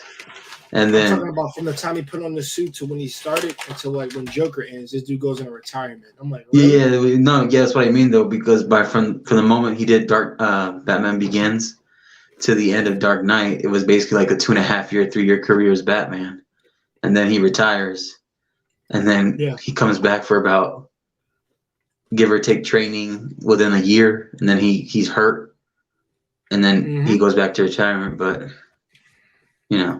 it's just the way that Christopher Nolan wanted to make it real believable. I love Christopher Nolan. I think he's a good director and how he directs some of his movies. Yeah. But I will say this: I was never a big fan of the Nolan verse. I was a fan of some of his creations that he made. But Christian Bale did a good job of what he was given. I think the first 2 movies are amazing. It's just the third one brings it down because it is kind of wild. So, I think what was cool about what people push back on Ben Affleck's Batman, but one of the things I liked about Ben Affleck's was he had a voice changer in his Batman suit. That made it believable. That makes it more believable because that way you can't tell whose voice it is. Because if you heighten and you deepen the voice automatically with like a sound tune or some shit, then for sure that's even more believable. So I thought Chris Nolan would have thought of that, But Yeah. But the guys from Batman versus Superman, they thought of that. Zack Snyder thought of that. So that's why I like Zack Snyder. Even though people gave Ben Affleck shit, I didn't mind Ben Affleck as Batman, especially in Zack Snyder's Justice League. I thought he was good in that. But the original Justice League was trash. It was like a 4 out of 10. But the Zack Snyder one was like an 8.5 to me. To me, it was like an 8.5. I gave it an 8. That's the highest I could ever go. But I think it defers or the 8. Yeah. What they were trying to do. Yeah, I think probably the greatest DC is like so far now is like the Man of Steel, which is like a 9.2. I give it like a 9.2. And the crazy thing about that, I even give that an 8, and I enjoy it because I can't give it a 10. As much as I love the action, there's some things. It's very Dragon Ball Z. It's Dragon Ball Z based because that's how a fight between Kryptonians and Dragon Ball Z characters would go down. Because Kryptonians move like Dragon Ball Z characters. No, not even a question. Yeah. But I'm waiting for the Flash movie. The Flash, I want to see how interesting it is because they're saying they're gonna erase the Zack Snyder verse. They're gonna erase it and then do it all over again. Yeah. Because I remember one of my boys I support, Taco Symbol said this. He said, I really need these movies to fail so they can redo everything and do things the correct way. I'll be honest, I really want a Static Shock movie so bad. Because I'm pretty sure that's why they're gonna add Robert Pattinson to it. They're gonna add Robert Pattinson as Batman, I believe. He's gonna be the new Batman. Yeah. And then I want to see Martian Manhunter. I want to see Jon Stewart's Green Lantern, the Black Green Lantern. Because he's my favorite Green Lantern is the Black Green Lantern, Jon Stewart. And then I want to see maybe Hawkgirl and Hawkman, maybe. And then maybe like Dr. Fate. Dr. Fate would be an awesome addition. Yeah.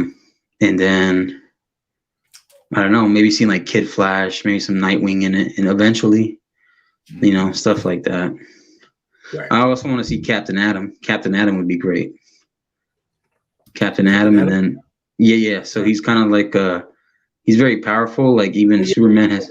I know you're talking about the guy with who has to wear a container suit. He's but there's one that's like he's like pure silver, like metallic silver. Metallic silver. Yeah, that one. And then who knows? Who knows? Maybe Black Lightning. It'd be interesting to see Black Lightning in it too. I mean, at least for me, like I've seen Black Lightning. No offense to him, because I'm not saying I'm a huge Black Lightning fan. I like seeing him, but I'd rather see Static Shock than Black Lightning, to be honest. That's true. I'm just being biased. I'm just biased.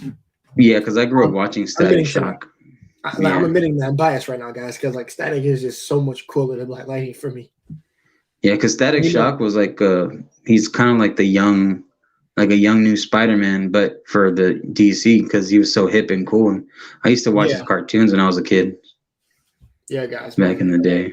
Yeah, man. Like the fact that his best friend was Caucasian and his name and he was freaking a genius. And he can actually use his genius smarts to actually create stuff like Batman does and things like that. Like, dude, I appreciated that. Like, and I used to have this thing. If they're gonna do I do want a trilogy for Static Shock. I said the first movie he fights Hotstreak is what I said. 2, you introduce Gear in the second one, and then 3, you get the meta breed, which you could do with Yvonne. Hopefully they get to add some great villains like Vandal Savage and Brainiac. And like Vandal Savage is not really so much a threat more often than not because it's just he's different. He'd have to have an ability with something because he can lay some people out, but if we're real, I don't see him beating Superman. That's just not happening. Well, no, but he can take on basically everybody else in the league. He can take on everybody else because he's basically immortal. He's basically immortal. Yeah. And then Brainiac, I want to see like a live action version of Brainiac in the movies. That would be interesting to see him. And then Lobo. Lobo would be great. Yeah. Primal, how are you doing, my brother? Not too bad. Sorry, I'm just getting into the hotel, so I'll keep this kind of brief. But I like your topic, so I wrote down. I'm going to date myself and age myself a little bit by showing you my list. But I wrote down my top 5, and I thought about it for a couple of minutes while I was getting checked in. All right, y'all ready? Ready, Shoot. sir. All right, the original Rocky. Rocky 1. All right. Princess Bride. And this is in no Right. particular order, but this is my top 5: Princess Bride, Shawshank Redemption, The Empire Strikes Back, and Indiana Jones and the Last Crusade. So that's my top 5. Okay. Indiana That's my top Jones. 5. The I Last appreciate you Crusade putting with Indiana Sean, Jones. with Sean Connery. That one. Yeah. Yeah, dude. I love the Indiana Jones movies. I want people to know right on the record, man. I used to love Indiana Jones movies, man. If they try to revamp it, I wouldn't want to watch it because I don't think the originals hold up so good.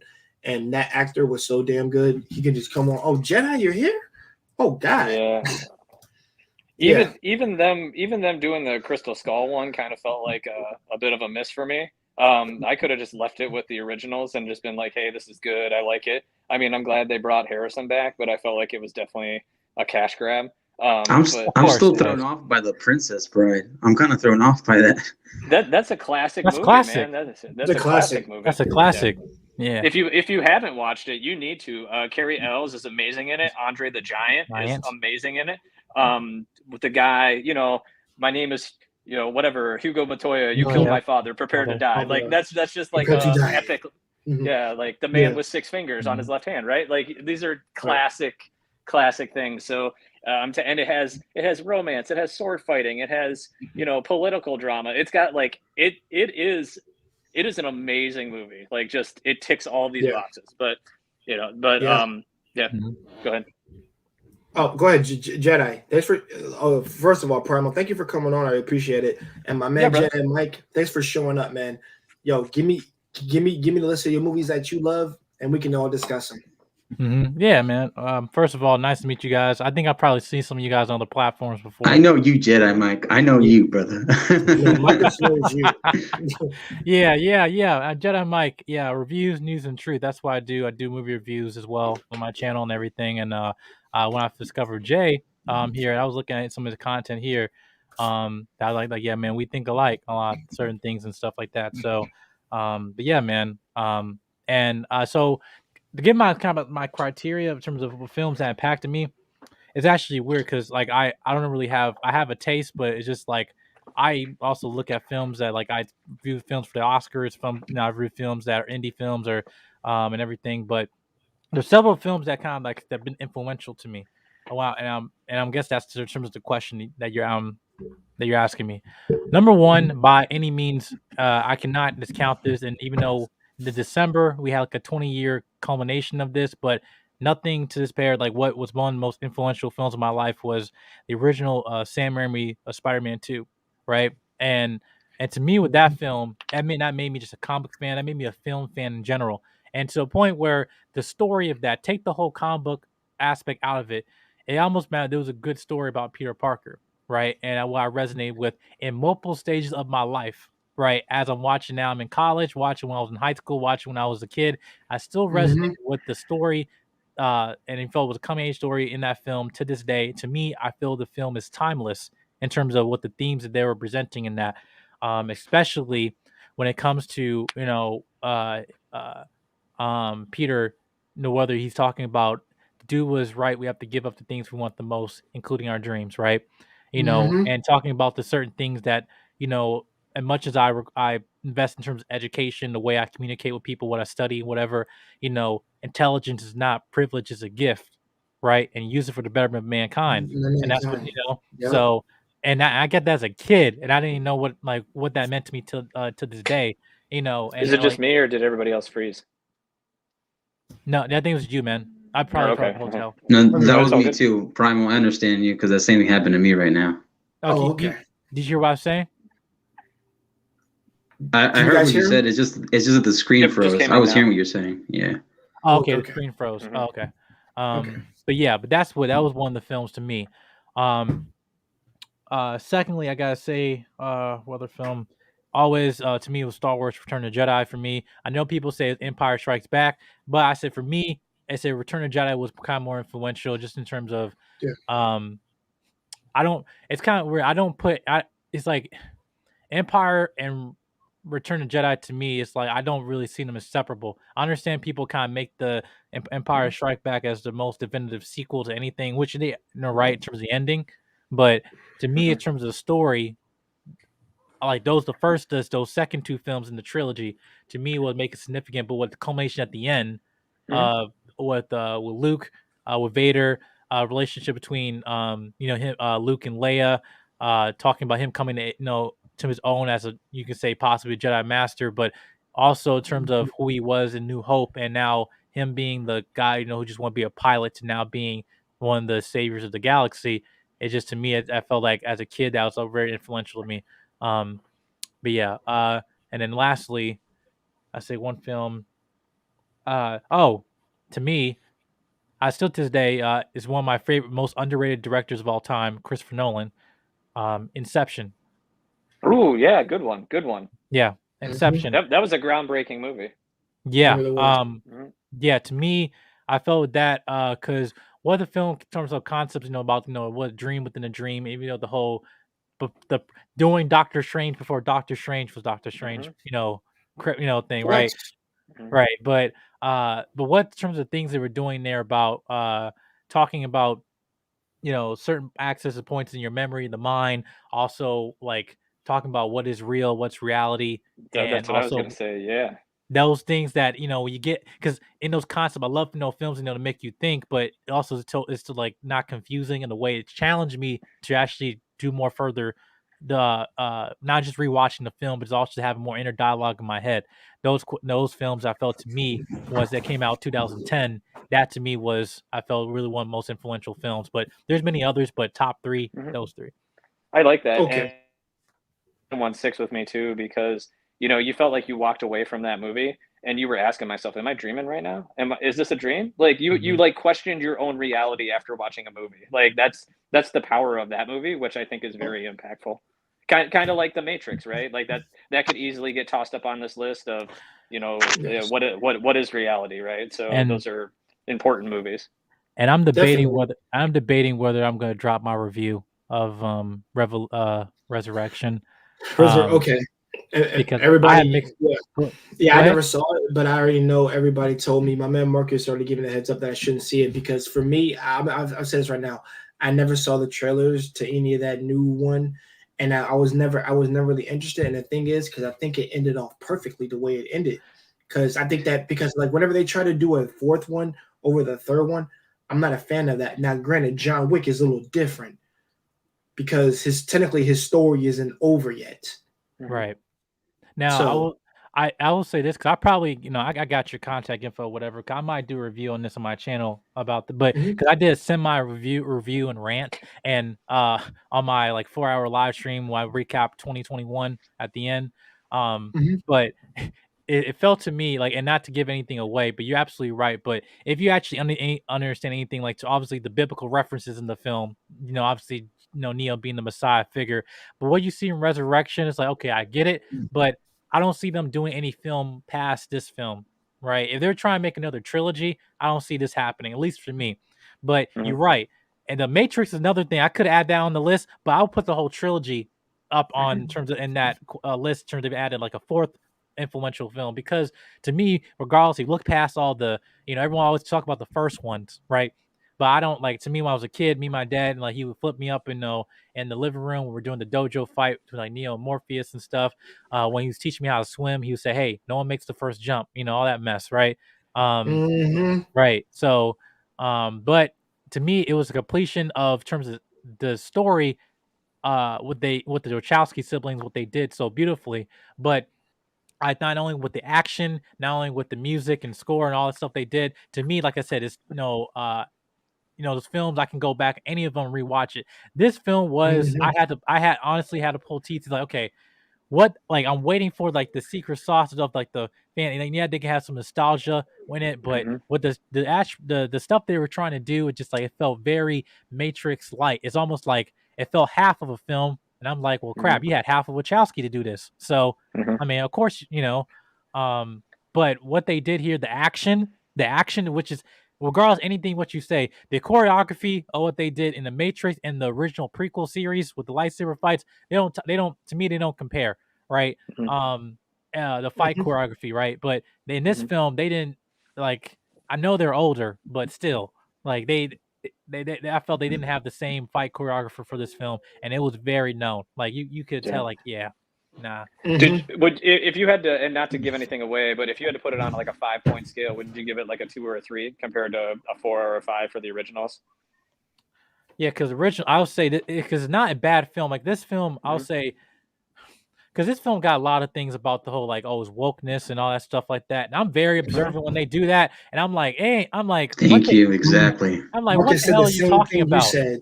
Like, what the hell are you talking about? I'm just like, okay, so, and there's one thing, like, I know, and I'm not trying to spoil it, but like, when they do a one character, right? And it's like, oh, look, now this here just, no, female empowerment crap. I was like, no. And if you actually get the biblical references, like, I don't want to give it away, but you've seen some of the trailers, like, yeah, you have Jesus, who is the Messiah figure, but you have Trinity, who's the Holy Trinity, the Holy Spirit. So, and they're all one. So that's like one and while the other. It's just like that's. So when certain things they do in the film, I'm like, of course that makes sense. So it's not wokeness. It just, It's like the yin and the yang, right? Like you can't have one without the other, right? Right. I mean, I haven't even seen the last one, but that's my takeaway. Is some people kind of blast it and they're like, oh, they made Trinity too important, and it's like, well, no, she was important the whole time. Like she was the one that kind of like brought him in and got him started, and she was like I said, the yin to his yang. But anyway, hey, I'm gonna hop, get checked, finish settled in here. But I appreciate you guys, and I'll catch you again real soon. Thank you for joining, bro. I appreciate it. Peace, Primal. All right. Yeah, peace. Yeah. All right, Jedi. All right. And then now let me say my top 5 real quick because I haven't got a chance to go top 5. Okay. Go ahead. All right. So one of them is a classic. It was as a child to now grown up as a man. I watch it still. The Bronx Tale with Robert De Niro and Collegio. Remember him? Little Sonny Boy. And then the other one is Goodfellas. Goodfellas is a great classic. And then more movies are like Warrior with Tom Hardy, which is like an MMA movie with his brother, family issues. And then you got Wolf of Wall Street. Street. I knew that was going to be in your top. Yeah. And then number 5 would be, this was tough because there's a lot. And these movies are in random order. There's no top 1, top 4, whatever. But the 5th one I think would be for me. I'm just gonna have to go. I think Rocky 3 or Rocky 4. I'm sorry, Rocky 4 was one of my favorites when he's going to Russia and stuff. Yeah, when Drago. Yeah. And it's after Apollo's death, because Apollo Creed was actually one of my favorite characters in that whole series. And I think just taking it personally, how Rocky took it. And, he lost a brother in Apollo who trained him to be better, to beat Clubber Lang in the 3rd one, to then come back. And then, it's just those are the movies that hit me as a kid. And actually, to touch up on that, Marcus, I want to say this right now, guys. I recently, what I did? At least Christmas week while I was working, I was watching all the Rocky movies because I never really got a chance to watch every single one of them. Because I remember watching 1 and 2 as a kid. I never got to 3 and 4. And when I got to 3 and 4, bro, when I tell you a song that motivates you to want to be better, the best of yourself, like I said, Heart's on Fire. Oh, so good. The training montage of Rocky trying to beat Dragunov, bro, that inspired me to really go back to the gym again this year. Literally, bro. And they kind of do a homage to that in Creed too, when they do. But they do it like a different modern song with it. But I thought they did it really well with Creed 2. What they did, like it was a homage to that defining montage in the original from 4. But yeah, that's what they were doing. But yeah, you're right, because with those certain films, like because like there's a certain thing, obviously you mentioned with Martin Scorsese films, talking about has films basically died. What's different from like what is a movie and what is actually a film or cinema, right? And which I think that can be very subjective because art is subjective, right? But I think this is what the fact that you can see some of these stories like with Rocky, well, you might see obviously with stuff with The Godfather, right? Godfather Part 2. When you see in certain things like what was it? The Irishman. The Irishman. I was about to The Irishman is one of the greatest movies I've seen lately in the last couple The of years. Irishman is It's a good. long ass movie though. That shit's like 3.5 hours long. right, but it's just like the black church just trained me for that, So it's just like just like with the end game, whatever. I'm like, okay, it's 2.5 hours, almost Well, 3. actually, We to good. correct you guys, the Lord of the Rings and freaking Godfather are long as hell. Right. So Like, I watched that Yeah. when I was a kid. I was trained. Yeah, I was trained. I'm Yeah, like, I was bro. like, it ain't nothing. And I told my friend, you Jedi. can't. I had a question. Have you seen the newest Spider-Man movie? Of course, I did a review on my Yes, channel. he did a review of it. I actually, by the way, Marcus, hold on. Shout out to my man Jedi Mike. I listened to, and this is giving props to my boy here. I listened to him and his boys while I was working, literally delivering, listening to that whole stream they was talking about of the whole freaking movie, and all their input I agreed with, even the after credit stuff they were talking about. So, shout out to you and your boys here on your panel, No, I gotta man. bring I you up, appreciate man. that, Honestly, man. let me bring. Thank Yeah, you. no, Thank you yeah, for no. doing that, man. Honestly, That no, was wonderful what you guys were talking about. If I would have known, Jedi Mike, that you were a movie reviewing critic, like I would have known more about you a long time ago. Because I've only seen you on like the Lapeef Network and like Conversations, I believe, with King, right? You've been on there before too. Yeah, I got range, man. I got range. Oh no, I believe you, brother. I see you. No, yeah, but no, Hey, I'm yeah. gonna give you. I'll put the link on my channel, whatever. Yeah, no, I'm happy to bring you up because I'm moving forward. I'm gonna be doing a lot of things because I'm in my last semester for my undergrad right now, so I'll be graduating this spring. So I got like more time to putting out more content and stuff. But what we just been doing, I've been blessed like how just the channel turned out. Yeah, that. I got the same bot in my live streams, dude. Yeah. I got you, bro. I Yeah. feel you on that. Sure. And I yeah, will say this to everybody here. Jedi Mike been subscribe to his channel, like his content, and check some of the videos out. I watched this whole video on accountability the other day too. Like I said, bro, you've been putting out content with Sir Hale. Like, yo, you like I said, you putting that work, my brother. I really appreciate your take, the way that you're able to critique things, very similar to I did in college, and just the way that you were able to observe things, observe like atmosphere and room. I ain't met other people like that could do similar things like me, like that before. Because many people just kind of just buy into the narrative and just lose their shit. Yeah, but no, I appreciate it. You man, don't honestly. do that. I do appreciate you for like I said, moving with a steady head and literally moving with the calmness and cool collectedness that it takes to get stuff done. Appreciate that. No, I appreciate that, dude. But yeah, I know we talked in the back end too, but yeah, I didn't know it was the whole thing with the interview. You said you want if you want me to interview you or interview me. I didn't know what it was.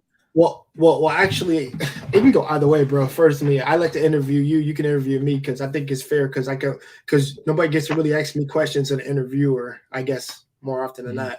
But because I'm gonna be doing interviews with everybody at least at one point. That's what I'm trying to do. Yeah. Because I want to get to know the other person. I want to be able to, critique the questions thoroughly, and I want to be able to people to get the insight of what the person actually is about. That's what I really care about. Them actually showing you their character. Because I think perspective is one thing that I've always said a lot of, but I think character is a big contributing factor to what makes up a person who they are. Yeah, and I appreciate it, man. Yeah, but Marcus too. Yeah, man. Yeah, I've been doing a bunch of stuff like the last few months and trying to course correct just in terms of making sure the content I'm bringing, making sure to focus on more of quality than quantity. But now I'm just kind of pushing it out there, and I've just been blessed to get the amount of feedback I've gotten because I'm not a person that does not exclude constructive criticism at all. But I'm gonna basically be doing. I'm targeting more younger audiences, like people in the early 20s and that age bracket. I don't really see a lot of content, or at least people my age kind of speaking, the same things we're talking about. But with movies, man, and everything, like I go thoroughly onto that and stuff. But yeah, man, yeah. Okay, so this actually says Jedi Mike is here, and he saw my Batman, my Batman reaction video. Because I said I was going to save it for the end, so let's get to it. I personally think Robert Pattinson is going to kill this role, and I think after he shuts everybody up, they're not going to talk anything bad about him about Twilight anymore. I think once he gets it done with this movie, I think they're not going to critique him the way they did before. when he was in One Bad Franchise. And to remind you, the brother was in Tenet. When we had COVID, I watched that on my iPad. On Tenet. He was amazing. No, he's also before that he was in Lighthouse with Willem Dafoe. Yeah, But that just so he was in Lighthouse. yeah, no, Yeah. I've been steadily been watching him, but I will say this: I don't think we are ready for what's going to be coming in March, because I know we think we know what film we're getting, but I don't actually think we don't know the impact that's going to be happening. Because one, I'm actually going to do a video about this too, like soon, because about the whole recent news with the Flash, which I'm very very concerned about what they're doing. But if I'm saying what this film and what I think it is going to do, make another impact, right? Because some people say it surpassed Dark Knight, whatever, and I think to compare both of these two films to me, I think is pointless, right? Yeah. And it's a meaningless argument, right? Same thing with the whole thing with Joker, like comparing with what like Joaquin and Heath, like it. Joaquin Phoenix and Heath Ledger. That people are doing that all the time, and I said this in my argument. Well, not an argument, but I said this in a statement I said earlier, where it's like people want to make the comparison for Winter Soldier and Dark Knight as if Dark Knight is the benchmark for comic movie, and I'm like, and it's not. It's not. And this is the thing: if you understand certain with film or just what's whole thing in this media, like those are filmed in totally like different times. For me to compare, the Richard Donner Superman to Man of Steel is totally different, not just with visual effects, but just in terms of what we are in film today, right? But what I think was coming on with the Batman is what they're like with the lore they're gonna be establishing, because this is what they say they're gonna probably be in Earth 2, which if they're gonna be his own separate thing, because what I'm waiting for them to establish more of a Bat family in film and not just have let's have Batwoman on CW, let's have the I'm Titans. waiting for Nightwing. I'm waiting for Nightwing. Like let's have a Nightwing in a freaking film, right? Give me a Tim Drake, God damn it! That's what right. I want. And in Titans, like in Titans and all this stuff, like it's like we want to have our cake and eat it too, but we can't get the full because you can make a Batman film like the Avengers in terms of your team is like the Bat family, right? Family. And I just think that what they can do that takes it could take some years for them to explore each individual character and build them up, but that's what I see the cookie cutter film in my head. It's not like, it has to be my way or the highway. I'm just like, there's you're missing a huge opportunity what they can have done. But especially Robert Pattinson's age, I think he's a little bit younger, so I don't know. But because listen, we have not really had a film, and I think with Batman and Robin put a curse on terms of cinema of what we can never have a Robin in film ever again, right? Yes. That's at least what they're saying. I disbelieve that. I think it's almost been 20, 25 years, whatever, plus years since we had Robin and Batman a film together, and just because we had that cookie cutter mistake or whatever does not mean that things are different now. Because I push in with if they still had Batfleck and still going on, I'll push in Terry, what's his name, Kingsman. Edgerton, he could have been Taron Egerton. Yeah, I talked about him. He could have been one of the he could have been one of the Robins. Like he could have been like Red Hood. He could have been Jason Todd. He could have been the Tim Drake from Arkham games, like with the buzz cut. He could pull that shit, man. Yeah. Yo, I'm tired of these trolls. Get out of my place. But yes, I agree with you, man. I think the one thing is when you're speaking about Bat Family, I think they're good at making single heroes, single individualistic stories with their heroes, but they're not good at combining of what makes. No, they're not good at combining the sources of what makes up that character, like the other factors that they have at their disposal. Freaking, he has Batgirl, we have Robin, we have Robin, we have Nightwing, we have freaking Red Hood, Catwoman, freaking Tim Drake as freaking Red Robin if you wanted to go down the line. And then you had with Damian Wayne, for example, one of the things Damian Wayne too, yeah. Let me explain. I hope we kind of going derailing this conversation and stuff, but and I'm actually, and I might have to go about in a minute, kind of blackmail filtered. But I think about talking about generation stuff, why we don't list our elders and stuff. But I'm gonna try to join that. Yeah. But one of the things with the animated universe, and I'm talking about the one post Flashpoint, what they did with Justice League War and Apocalypse War. See, now that was you can say that was your cinematic universe, what they did, and then yet you can say some stories were better than others, but to get to that point, one thing that I felt what they did so well was they made me like Damian Wayne to a point where I saw him age up from being that pompous kid that I thought in the comics, and now it's like, okay, I'm actually rooting for this dude. But there's a level of dynamic between father and sons. I think they have to emphasize more in terms of the film, because like we've gotten the Bruce Wayne story, we've gotten him, like gotten the the Dark Knight Returns point that Zack Snyder wanted to do. In the story about Bruce Wayne, the Dark Knight trilogy, and I'm like, it got to a point, and same thing with Spider-Man, that you can now expand your lore to a point where now, okay, put the same character, but give him and put him in different dynamics with certain characters. For example, like we've had a Peter Parker story for over 8 films. Now, when it comes to a point, you can bring in a Miles. You can bring in if they want to go to Spider-Verse, whatever, bring in a Gwen States or Spider-Gwen or other stuff like that, and put him in different positions. Have Peter Parker in a college setting where he's interacting with other characters. Yeah. Iceman and Firestar. The whole thing with Spider-Man Amazing Friends, change that whole dynamic. Like you remember that? That's I think they can do for that. Like as their separate trilogy. But going to Batman is like what they did in terms of animated, they focus more and I think the animated predates what Marvel did. They focus more in terms on character than actually in terms of the iconicness of who they are. Because like with Zack Snyder, yeah, he viewed them as gods, but at a point you kind of dehumanize them by doing that. And so a point why folks would say, "Oh, I can't feel connected with Henry Cavill Superman," which I love, but to a point where you just you just forgot the basic foundation of this character. Like I said, focus more on aesthetics than foundation in these characters. Like look at what Superman and Lois. You put Clark Kent and Lois Lane, who we've been watching for decades, and finally put them in a different situation that we never actually seen before, dealing with 2 teenage boys and having more of the family dynamic amongst the whole.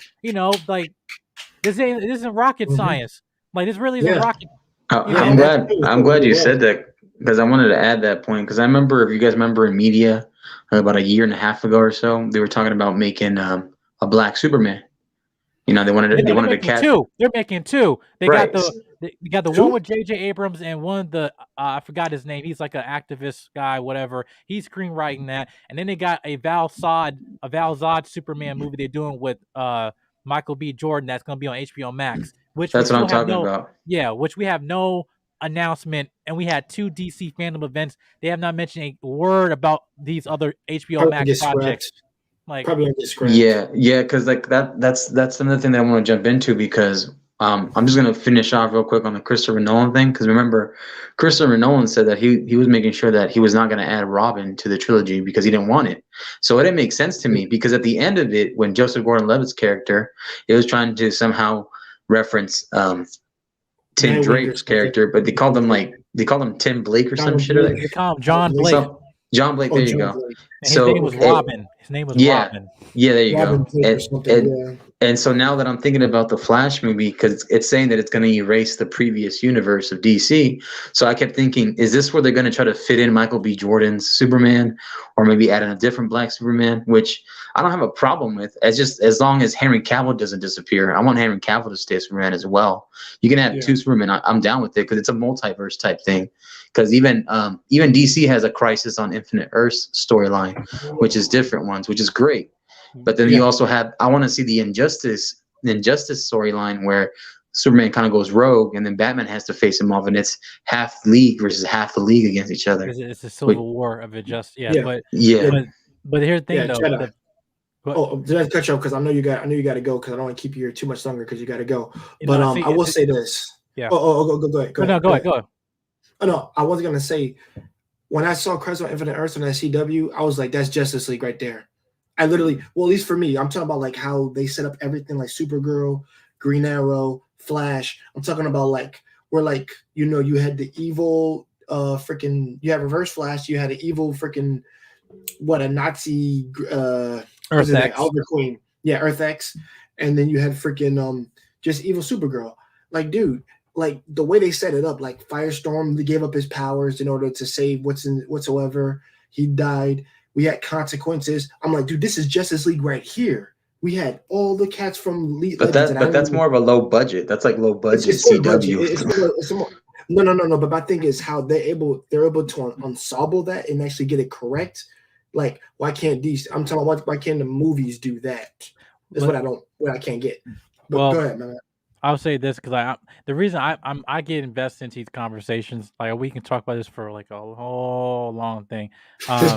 Yeah, but I'll send off with this, but like what you talking about with the Justice League, because I'm gonna make a video on the whole thing erasing the DC universe thing. Because to me, if they do that, it's gonna be a cop like what they're trying to do, and what if the rumors are true, it's like I don't know where they can go from there, and I think a lot of people are gonna be disassociated from this, and where they're gonna have to course correct, because we talking about there's certain things where you want to pick and choose, like okay, why can't I just have the Ben Affleck Batman and take the Robin, take the Dayton Thwaites, Nightwing, and the Jason Todd Robin, the Tim Drake, and let's just take them, and let me take the Ruby Rose or whatever, I guess, Batwoman, take them there. Like I had to take them with two different properties to have a perfect, DC universe or whatever like that. It's always disconjointed, right?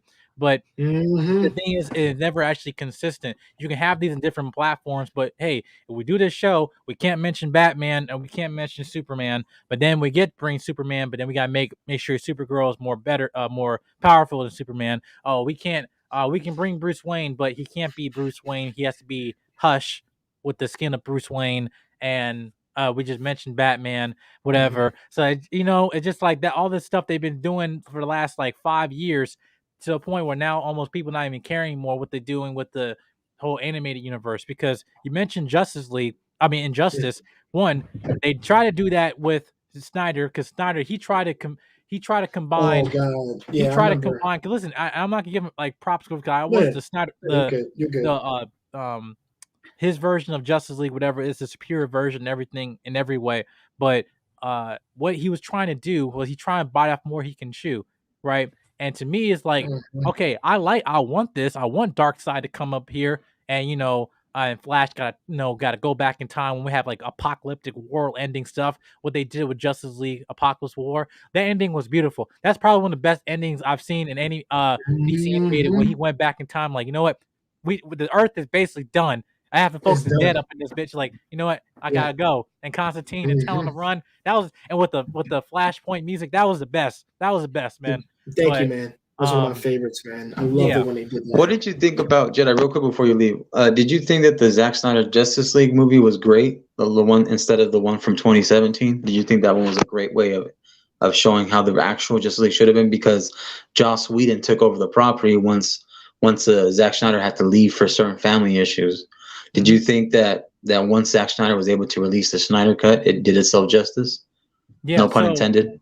Yeah, right. Because like I covered this in the video, in the live stream that I did a little bit, like briefly, but like one thing, and this is also a testament to Warner Brothers, how the amount of the malpractice that they have conducted themselves as a movie studio, and I felt that with that film they did a very good job executing with Zack Snyder, but there's no way, theatrically that could have worked, but regardless, the fact that that Warner Brothers has said that with the 2017 version that was acceptable for film fans, to me that's malpractice, and just almost a testament of like the amount of disrespect you have not really to the fan base, but also just the integrity you have as a company. You're the ones who created this back in the 90s.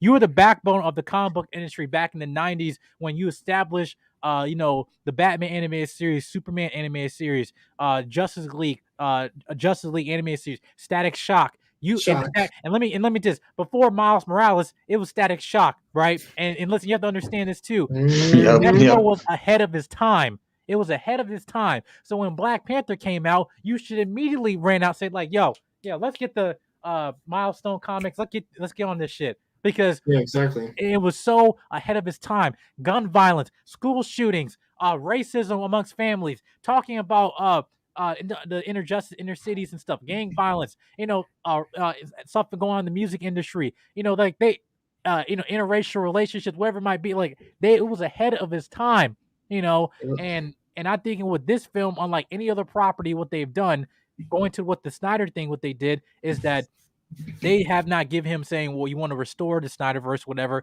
They don't want to go back to it because I feel they don't imagine about taking any sort type of risk. But even then, the plan that they're going for right now is inconsistent. Sorry, Birds of Prey, but like I don't give a crap what you did with that with Margot Robbie with that. That I didn't film even was see that mediocre. trash. That film was I didn't see mediocre. it. Right? And then you want briefly acknowledge the Snyder thing, and then you bring back Jared Leto for one little thing, and which I don't think he was a bad actor. I just felt you just didn't execute him very well. And it really, you guys are just very reactionary as a film studio. And my thing is, remember who the hell you are, you know? And I don't think that live action and animated, even though they're different film mediums, there's still the intention would create with in terms of creating these characters should not be diminished. But hence, it's funny. I have to handicap the studio for giving you a limited budget to realize who you are. It's so when I give you more money, they're like, oh yeah, let's bring in let's do Wonder Woman 84 and bring this dumbass storyline of hey this stone that makes you have wishes and all that crap and just and yet it's not connected to the Snyderverse, but yet they still have the score from Beautiful Lies they did with the whole Martha score they did in back Martha into Stewart. yeah, Yeah. like they did in Wonder Woman 84. And it just like things are just inconsistent, and I just felt like Yes. They've been dropping the ball a lot. People also forget that in the mid '90s when they had that Spider-Man cartoon, and it was Christopher Lee Barnes was voicing Spider-Man. They forget that technically Blade came out in that cartoon, and then Blade caught more traction, even though Blade already had comics. That's when Blade caught more traction, and they were thinking of Wesley Snipes to play. So even before Miles Morales, even before him, they had Wesley Snipes to play Blade. So I loved Blade growing up. Blade was one of my favorites. He started the Marvel universe. Like he started the Marvel universe. Like, Chadwick Boseman came out and said that too. He said, "I got to give credit to the man that did it." Wesley Snipes gave us Blade. Like, and he shouted him out. He wasn't gonna take the credit. Like, oh, this is just me. No. Wesley Snipes did this before I did. So I don't know why everybody coming on the bandwagon now. Yeah, because I remember when Spider-Man and Blade teamed up in the cartoons. In the cartoons in the mid '90s, and I'm like, wait a minute, because somehow this guy's like sticking with me for some reason. And then all of a sudden, when was it? 1999 or 2000 when the first Blade? Blade, right? I was born in '98. Yeah, and that came out in '99, and that's what predates because X-Men came out 2000, I think 2001. Yeah. So yeah, and Spider-Man came out 2002. So after that, so that was basically the inception, and Kevin Feige was present through all that. So, he was a producer during all that. So I just think moving forward, I like going to the whole DC question thing, what they're doing. So I'm very concerned what they're doing, and hopefully with the Flash movie, the rumors are not true. Because like Flash is also one of my favorite characters as well too. Like, so but what they did with Zack Snyder with the Snyder version with the Speed Force scene, right? That was by far, that was probably one of the best scenes they have in any of the DC movies when he went back in time. And yet you say it was dragged on, whatever. The music was good, whatever. But like I said, that was a DC Justice League thing, like old school, like because that's what the distinction from Marvel and DC. Like DC would do apocalyptic stuff. It's like, oh, hold up, like we will kill folks, and then we have Flash, like, yo, let's run and go back in time, insinuating the whole thing of we're not gods, Barry, we're men. But even then, the mentality of like, okay, I can't go back in time, I can't save everyone. The whole thing, I'm not fast enough to him, his character, like he's one of the best, in terms of characters in DC for me. But what they did in that scene, I thought that was beautiful, and they decided to cut that out. Even with the whole Iris scene, they say, oh, it's too dragged on, whatever. It's like, and I don't know. Yeah, I don't know about this. I'm still not on board with Ezra as Flash. My personal opinion, but okay, that's fair. But even then, it's just like, I just need to have just a better story. But what they did in Justice League, now I was good with, like with Zach. But I think with what's coming in the new film, I have a lot of concerns, and my guard is gonna be up just because it's like, they better not screw this up, and especially when you bring Michael Keaton back and all that mess. And they're shooting Batgirl, and Michael Keaton is that Bruce Wayne, but yet you have J.K. Simmons, who is the Commissioner Gordon for Batfleck. and Jeremy Irons is the same age as Michael Keaton, I think, or maybe a little bit old. So, like, It won't make any. Like I will say this. Oh, well, hold on, Marcus. Let me say this to him.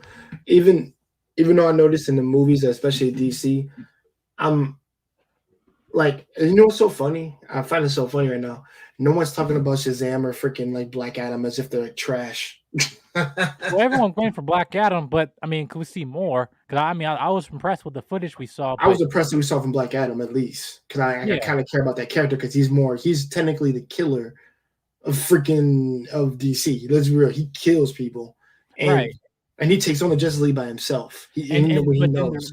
But the Dwayne, like, Rock, he's pro Snyder, so when he got questions about his film that he has complete control over, that's his production studio. Like, that's the whole thing. Like, you had the Rock and on your belt for over 10 years in a company, so when he had that film, he had complete creative control, and so, but we don't even know what they're doing with like Shazam and everything with the connection, and because people really don't even care. Like, I don't like. I'm be honest with you, I don't give a crap. Like, we want to see Black Adam and Shazam and everything like that. You want to see them fight, yes. Right. I mean, that was my thing. I'm like, we should just get to them, or I thought they were going to do Shazam's movie, then do Black Adam's, and then they cross over in the second movie. I'm like, okay, there we go. The family tries to take him on, and then it's just going to come down to a freaking fist fight between these two titans.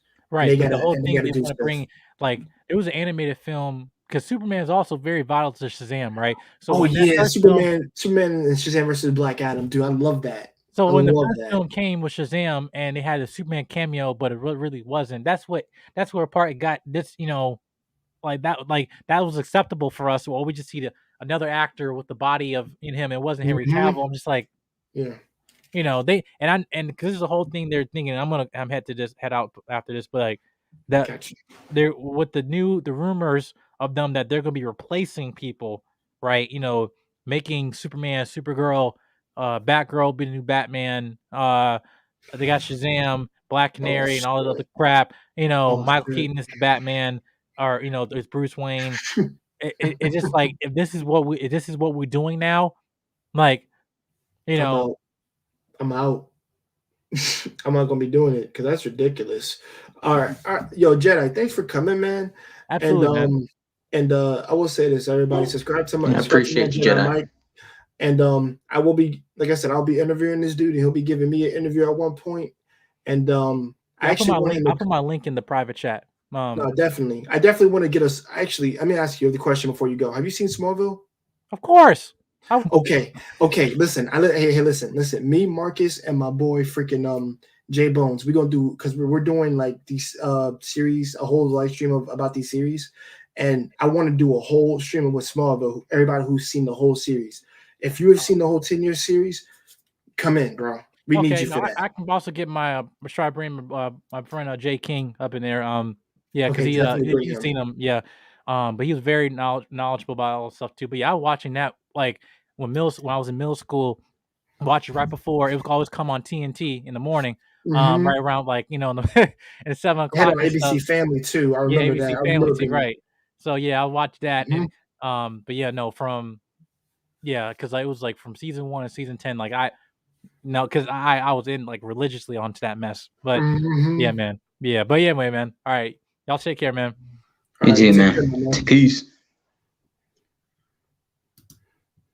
All right. So Marcus, I got to make plans for when we go do that stream. I'm gonna have to get in touch with everybody because I don't want nobody's schedule to be effed up when we talk about it. So we gotta pick a good day to do it. For that small scene, because that's you said we were gonna do a part 2 of this topic though for this stream. When did you want to do the part 2 for this?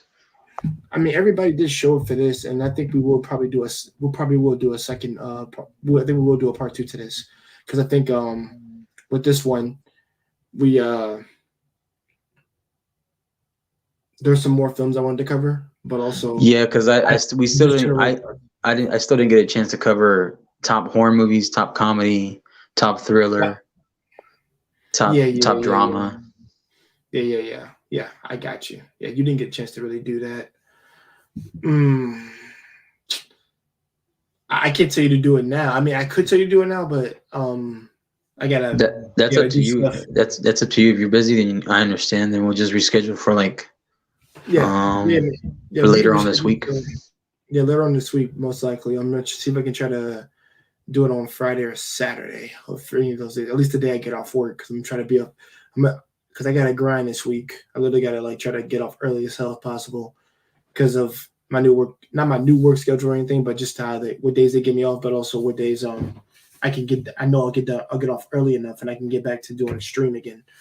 So so cats, we'll be making a part 2, and that part 2 will be this week too. It's gonna be like sometime this week. So because I'm gonna have my man Marcus on, I'm gonna let him know early. He'll be on ahead of time. I won't have to wait for the stream around 2 to 3 minutes, and we'll just get started, and we're gonna go ham. So we can cover every genre, because I covered like maybe 3 of my genres, and there's other, and I didn't cover animation section, but I should. But I'm thinking of doing my doing that for on my other channel. I think of doing that for another video, at least on my anime channel, because I think that should belong in the Japanese animated films. When I do that will most likely be my first video on the anime channel Hakusho Live. That's what I'm gonna do. So this has been a fun night, guys. I love discussion. I love this. Love discussing in general. I'm a little tired, but mumbling my words. But this has been fun. This has been educational. I'm glad Primal stopped by. It really made me happy that he showed up to one of my streams. Glad Jedi Mike showed up. I'm glad my man Mr. Best showed up. And I'm glad my man, my main man Mark is here. I really glad he popped by. Yes, sir. Trust me. It's never a dull moment when this man is on. He makes things funny. He makes things freaking at least educational to talk about. So thank you. Yeah, you're welcome, man. And just text me when you want to reschedule and have like a new part 2 to this. Just text me my number. And then everybody else, just thank you for watching and stopping by in the comments. And then for all you spam or haters, get a life. And then and then thankful for Primal. Check out Primal Studies at his channel. Check out Jay Takeshi at his channel. And check out Jedi Mike as well. And Mr. Best in the World and also as well. And and I'll make sure I'll right now I'll click on Jedi Mike's link to subscribe to his channel, because I didn't know he had a channel. I just thought he was a commentator and like a reactor. No. He had a channel for a minute. Because I figured out like a month ago that he had one, and then I just started watching some of his videos. And like I said, his biggest stream discussion I watched was the Spider-Man one that we talked about. So that's also for anybody listening out there, I'm going to be collaborating with another YouTube channel called Disturbed Reality, which I'll be on that. If Jay, you ever want to hop on, we talk about some serious shit in the world that's happening, like dark stuff. So just make sure anybody out there that wants to listen to some of the more serious graphic things happening, I'll be working with him, and we'll be setting something up soon. So, and I appreciate Jay for the invitation and the open StreamYard. And I appreciate you letting me know about Disturbing Reality. I'll definitely be on there, because I read Berserk. Trust me, I know what dark stuff is, but also I've also lived some of it, to be honest. So that's definitely stuff I will join. I gotta be prepared for that conversation. But yes, I'll definitely be on to it, dude. Yeah. So no doubt. So everybody, this has been the lightning stream with you guys. Thanks for watching. Always hit the playback button on here. Hit the likes and subscribe. This has been Jay Takashi and my man Marcus Rodriguez. Yo, we is out. Thank you. Later. Peace.